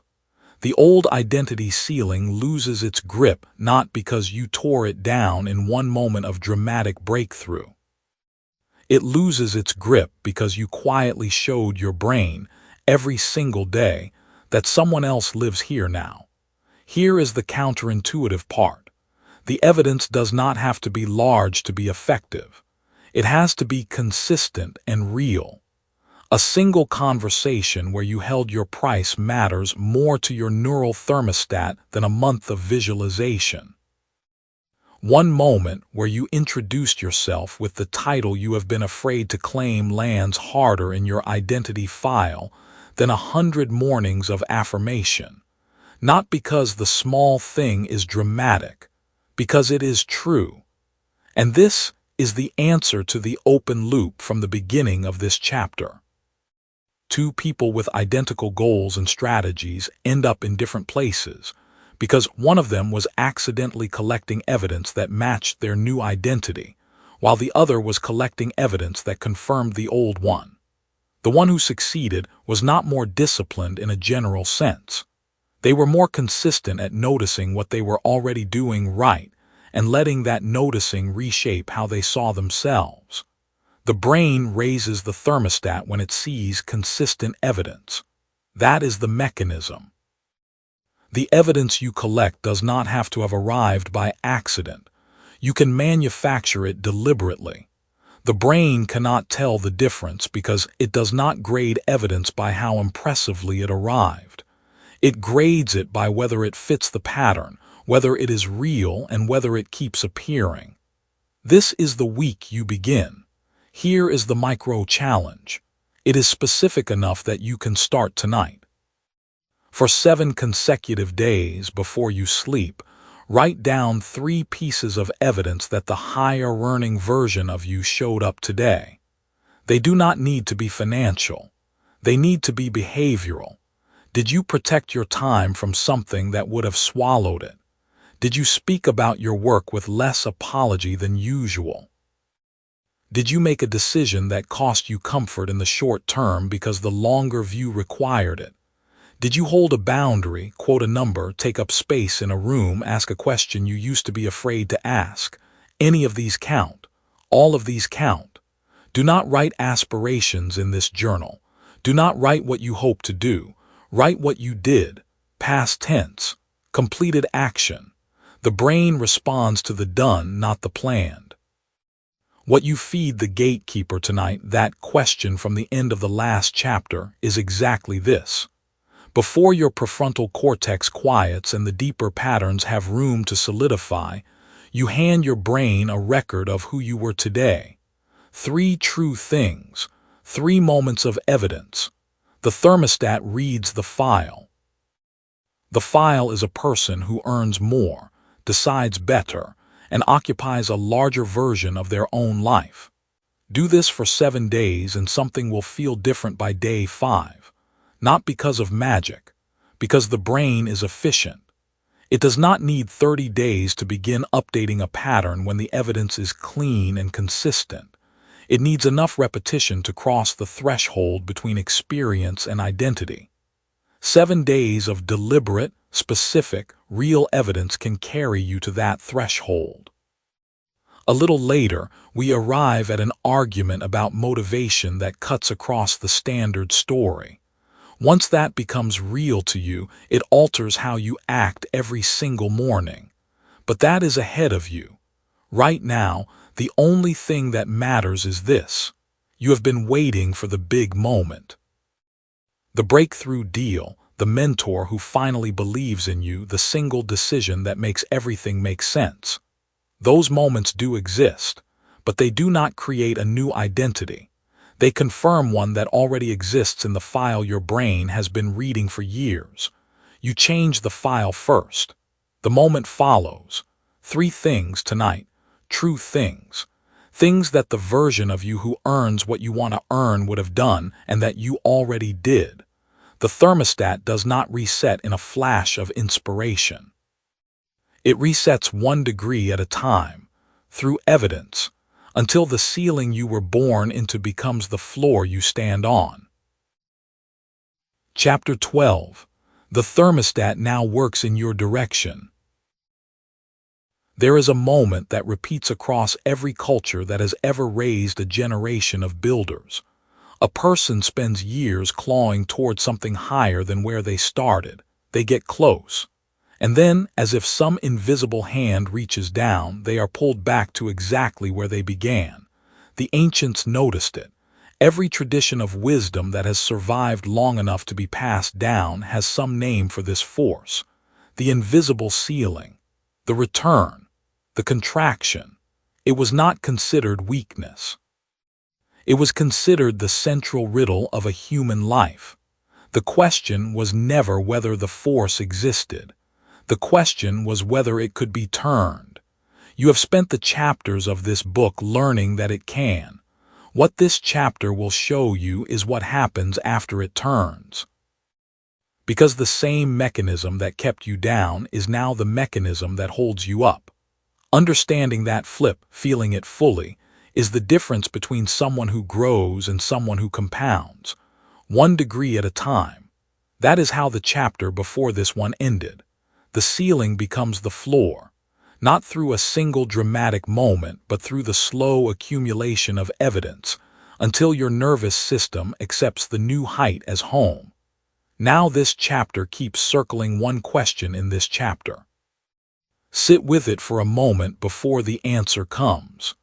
If the thermostat has been your enemy, protecting the old low setting with everything it had, what happens when that same thermostat is reprogrammed? What happens when it starts protecting the new number instead? The answer is more powerful than most people allow themselves to believe. Remember the person you were back then 3 years ago as it really was. Not in terms of what you had, but in terms of what felt normal to you. What amount of money felt like enough? What kind of work felt like what you were supposed to be doing? What level of respect, what size of life, what range of possibility sat inside your sense of what was simply realistic? Hold that picture, because that picture was not your ceiling. That picture was your thermostat setting at the time. Whatever has changed since then, every small degree of evidence you have fed your nervous system has been moving that dial. You may not have felt dramatic transformation, but something has shifted. This very moment of reflection is proof that the instrument is alive and adjustable. Here is where the reversal becomes real. A woman named Claudine ran a small catering business out of the east side of a mid-sized city. For 4 years, she kept her monthly revenue inside a narrow band. Never quite below a certain floor, never quite above a certain ceiling. She had tried to push through the top a dozen times. A corporate contract would come in, she would earn more in 1 month than she had in 3, and then something would go sideways. A supplier issue, a key employee leaving, a sudden drop in bookings right after a big win. She used to believe she was unlucky. Then she started tracking not her revenue but her comfort. She noticed that every time income spiked, her behavior changed in small, almost invisible ways. She would slow down on follow-up calls. She would hesitate before pricing a new proposal. She would hold back just enough to let the number drift back down. Her thermostat was doing its job. It had a set point and it was defending it, pulling her back every time she climbed too high. What Claudine did next was not dramatic. She did not hire a coach or attend a retreat. She simply decided that her thermostat had a number and she was going to change the number. She started acting, in small and specific ways, as if the higher revenue was already ordinary. She answered emails at the new volume. She scheduled her week as if she were already managing the bigger operation. She spoke about her business to others as if the growth had already happened. Month by month, the discomfort of the higher number faded. When the next big contract came in, she noticed something different. She did not slow down. She leaned in. The old pullback impulse was quiet. Her thermostat had found a new home. Claudine's story is not about positive thinking. It is about neurology. The brain does not distinguish between a threat and an unfamiliar comfort. Both register as deviation from the known. Homeostasis is the mechanism underneath both. The question was never whether homeostasis could be stopped. It cannot be stopped. The question was always what set point it was defending. That is the revelation that everything in this book has been building toward. You do not fight the thermostat. You reprogram it. And once you do, homeostasis becomes your most loyal protector. This is the flip that most people miss. They spend years seeing the thermostat as the enemy. They white-knuckle their way through growth and wonder why it keeps reversing. They never consider that the reversal is not a sign that the system is broken. It is a sign that the system is working exactly as it was built to. Homeostasis will always restore whatever it has been set to. The override protocol you have been building throughout this book is not a way to silence homeostasis. It is a way to give it a new instruction. And here is what changes when that instruction is new. When your set point shifts to a higher number, the same mechanism that used to drag you back down now drags you back up. You have a bad month. The old version of you would have accepted it, let it stretch into 2 bad months, found a way to make contraction feel inevitable. The new version of you, the one with the reprogrammed thermostat, feels an internal discomfort at the lower number. Not anxiety, not panic, something quieter and more useful. A pull. An insistence from somewhere below thought that says, this is not where you live anymore. And that pull moves you back toward your new baseline without requiring willpower or inspiration or the perfect circumstances. That is the architecture of compounding identity. Willpower depletes. Inspiration is unreliable. Circumstances are outside your control, but homeostasis is relentless. It does not take days off. It does not get tired. It does not need motivation. It simply restores. Once your set point is the higher number, that relentlessness works for you. Every single hour of every single day, whether you are thinking about it or not. Further on, we arrive at an argument about discipline and how financial habits form that cuts across the standard story. When that idea snaps into focus, it alters every decision you make about where to spend your effort. For now, close the loop that was opened at the start of this chapter. The question was what happens when the thermostat starts protecting the new number instead of the old one. The answer is this. You stop fighting to stay at the top. The top becomes where your system wants to live. Slipping below it feels like a malfunction, something to correct, not something to accept. Success stops requiring constant effort to maintain, because the same invisible hand that used to drag you back down is now the hand that holds you in place at the new height. This is not the end of the work. The thermostat still needs accurate evidence. It still needs the override protocol, applied consistently, long enough for the new evidence to outnumber the old. But the direction has changed. And direction, held long enough, becomes destination. The ceiling you were born into is now the floor you stand on, and the mechanism that built that floor will not let you fall through it. Chapter 13. You are no longer someone who earns that. Something has shifted in you. You can feel it even if you cannot yet name it precisely, but here is the honest question. Are you going to let that feeling fade the way every other good feeling has faded? You have had moments of clarity before. You have felt the edge of a new version of yourself, close enough to almost touch. And then the week resumed. The inbox filled. The old conversation started back up. Somewhere in the middle of all of it, you slipped back into the same shape you have always held. That is not a failure of motivation. That is the brain doing exactly what it was built to do.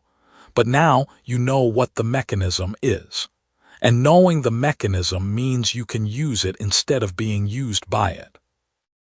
This chapter is not about inspiration. It is about installation. What you do in the next few pages rewires the reference point your brain uses to decide what is financially normal for you. The ceiling you were born into is now the floor you stand on. And the mechanism that built that floor will not let you fall through it. That one idea, if you have truly absorbed it, changes everything about what comes next. The same neural process that locked your old income ceiling in place is the process you are about to consciously redirect. The thermostat that once turned the heat down every time you earned too much is still running. It will always be running. The question is simply, what temperature did you set it to? Here is the open question this chapter will answer before it ends. Can a declaration made today actually change a biological process that has been running for 20 or 30 years? The honest answer is not the one most people expect. Look back at your ordinary days back then, 3 years ago, as it really was. Not in the abstract sense, but specifically. What number came into your bank account each month? What did you tell yourself you were worth? What did you avoid looking at, avoid applying for, avoid asking for? Because somewhere underneath the excuse was a quieter belief that you were not quite that person yet. 3 years ago, the ceiling felt like a fact. It felt like the natural order of things. It felt like you. That is recognition. Hold it for a moment because the next part matters. Every dollar that passed through your hands in that time was processed by a brain running a self-concept it inherited from your history. Not your potential, your history. The brain is a prediction machine. It does not care what you deserve. It cares about what has been confirmed as normal. And for most of your life, a specific income range has been confirmed as normal for someone exactly like you. The neural thermostat was not punishing you. It was protecting the identity it was built to maintain. But protection becomes a prison when the identity being protected is one you did not choose. That cost is real, not metaphorical, real. Every raise you talked yourself out of requesting, every client you undercharged because the higher number felt presumptuous, every opportunity you let pass because the version of you who would have taken it seemed like someone else entirely, those were not random events. They were the thermostat doing its job. Correction after correction, pulling you back to the baseline your self-concept had established as home. Marcus was a logistics coordinator in his late 20s when he first wrote down his income goal on a piece of paper. He had done this before. He had the paper, had the number, had the ritual. What he had never done was write the sentence underneath it. The sentence that said, "I am someone for whom this number is normal, not aspirational, normal." He told his business partner it felt ridiculous, like he was lying to himself. His partner said something that stopped him. She said, "Every identity you currently hold also started as a lie you told yourself until it became true." He laughed. He put the paper in his wallet. 6 months later, he did not remember putting it there. The number on that paper had become his baseline. Not because of luck, but because he had started making decisions from the identity of the person who earned it, before the evidence was there to justify it. There is a beat between a parable and its lesson. Let that beat live. Identity is not discovered. That is the revelation this whole book has been building toward. Identity is declared and then defended by behavior until the brain accepts it as biological fact. The thermostat does not update from insight. It updates from repeated, consistent experience. You cannot think your way to a new income ceiling. You have to act from one, repeatedly, until the brain reclassifies the new behavior as normal and begins protecting it the way it once protected the old ceiling. This is the override protocol in its final form, not a visualization. Not a morning affirmation whispered in the dark. A declaration made in full consciousness, followed immediately by a behavioral commitment that the brain can register as evidence. So here is the sequence. And this is meant to feel ceremonial because it is. You are going to say something, either aloud or in the clearest inner voice you have ever used. You are going to say, "I am no longer someone who earns that. Not someone who is trying to stop, not someone who is working on it, someone who no longer does." The present tense matters more than you think. The brain does not update on intention. It updates on identity stated as current fact. Say it again, this time more slowly. I am no longer someone who earns that. Feel the specific number or range that has defined your income life until now.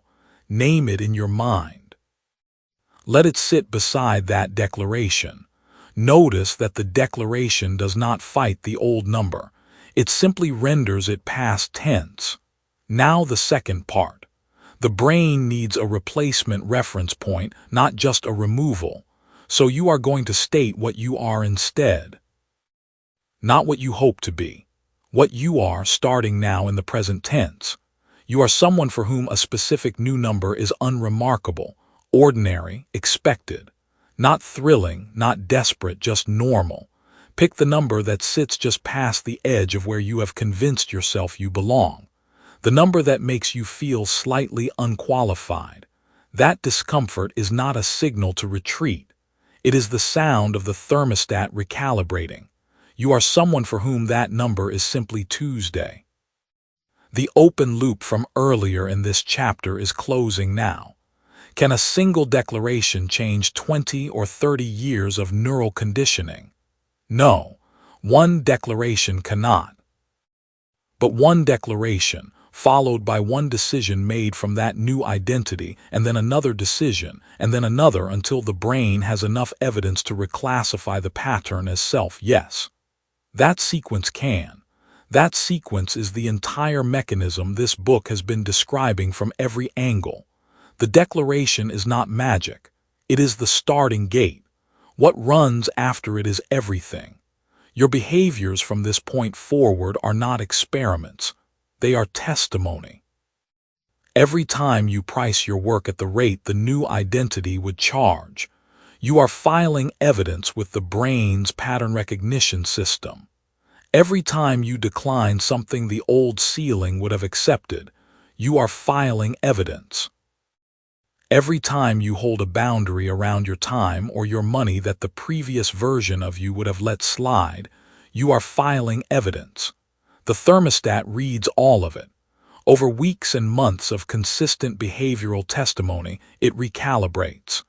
The new number stops feeling like an aspiration. It starts feeling like a floor. The ceiling you never built is the one you were always capable of standing beneath. The last chapter waits. And it will ask you one thing this chapter does not. Not what you are declaring, but what you are willing to do the first morning when the old self tries to come back. Chapter 14. The protocol is now the person. Every civilization that has endured long enough to leave a record shows the same pattern. There is always a moment described in different languages, wrapped in different rituals, given different names, where a person stops practicing what they want to become and simply becomes it. The ancient word for this was not discipline. It was not habit. In most traditions, there was no word for it at all, because the people who experienced it said the same thing in every tongue. The effort disappeared. The doing and the being merged into one thing. You have been building toward that moment through every chapter of this book. This is the chapter where it happens, not because something dramatic is about to occur, because you are already further along than you think. This final chapter is not a door you are about to walk through. It is a door you already walked through, somewhere between the first page and this sentence. The question is whether you are willing to let that be true. This section starts with an unanswered question from the first minute. Early in this book, you were introduced to a thermostat, a mechanism inside your brain that registered your income identity the way a thermostat registers temperature, detecting any deviation from the set point and correcting it relentlessly, automatically, without your permission. You were told that thermostat was the villain, the thing standing between you and every financial outcome you had ever tried to reach and failed to hold. For a while, that framing was useful. It named the enemy. It gave you something to push against. But there is something that description left out, and now you are ready to hear it. The thermostat was never your enemy. It was simply set to the wrong temperature. And a thermostat set to the right temperature is not a villain. It is your greatest ally. It holds your gains the way it once held your ceiling. Everything the override protocol trained you to do, the identity rehearsal, the neural interrupts, the consistent behavioral proof you built day after day, all of it was not fighting the thermostat. You were reprogramming it. You were adjusting the dial. And a thermostat, once reset, does not need convincing. It just holds the new setting and defends it. Think about who you were when this book started. Not 3 years ago, not a decade ago, just the person who pressed play on the first chapter. What that person believed about their own financial ceiling. What felt realistic. What felt like wishful thinking. What felt genuinely, physically uncomfortable to even consider wanting. Sit with that for just a moment. The distance between that person and who is listening right now is not small, even if it feels incremental from the inside. The neural identity you arrived with was intact. It had years of reinforcement behind it. It carried the weight of every financial decision you had ever made. Every time money had slipped through your hands. Every moment you had unconsciously returned to baseline because baseline felt like safety. That identity was not a character flaw. It was architecture. Solid, load-bearing, deeply wired. And you rewired it anyway. That is not a motivational statement. That is a description of what happened inside your prefrontal cortex over the course of this material. Every time you engaged with the override protocol, every time you held the new identity long enough for your nervous system to stop treating it as a threat, you were not building willpower. You were building structure, new associative pathways, new default responses. New automatic behaviors that now fire without the friction that used to accompany them. The protocol was a construction project, and construction projects, when they are finished, become buildings. You do not keep laying the foundation every morning. You live in the structure.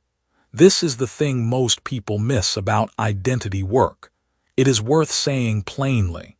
There is a phase where the override feels like effort, where you have to remind yourself who you are choosing to be, where the old self pushes back with particular force on particular mornings in particular moments of fear or financial stress. That phase is real. It is not a sign of failure. It is the sign that the new identity is still hardening, the way concrete is still hardening even after it can bear weight. But there is a point, and you have crossed it, or you are crossing it now, where the effort converts into character, where the person who does the override and the person who simply is the override become one thing. Meet a woman named Renata. She spent 4 years doing every practical thing right, the business plan, the financial tracking, the incremental investments. And every time she reached a certain number in her account, something happened.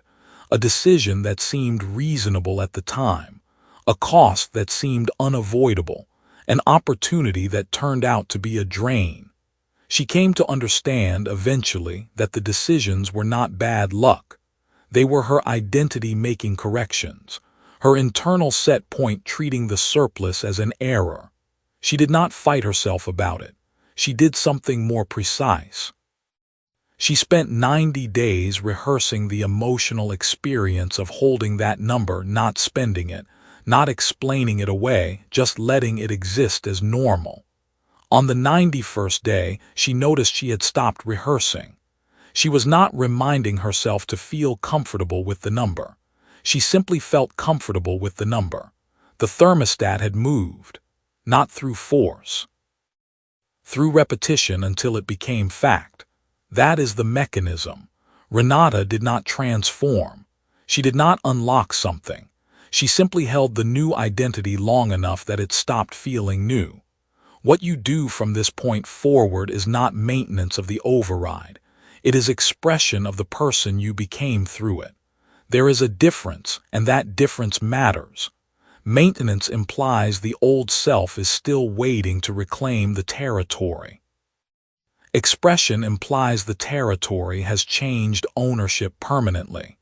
Your brain does not hold the old identity in reserve, ready to reinstall it the moment your discipline slips. Habits encoded deeply enough become traits.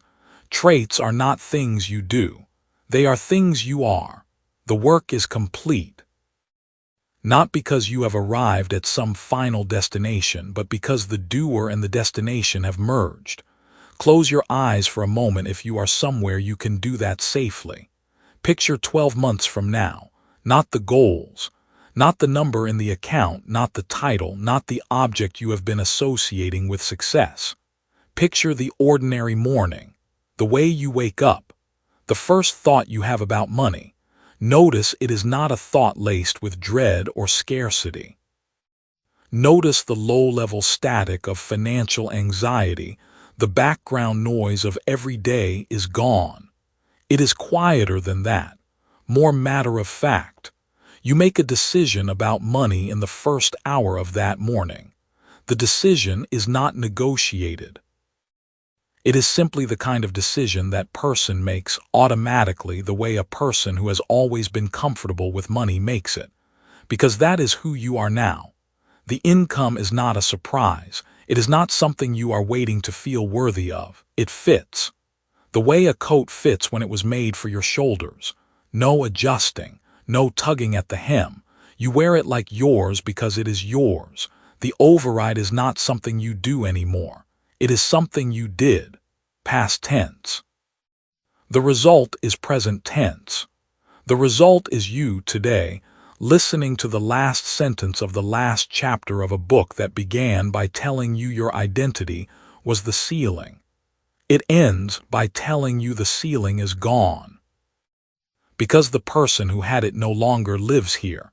You are the new set point now.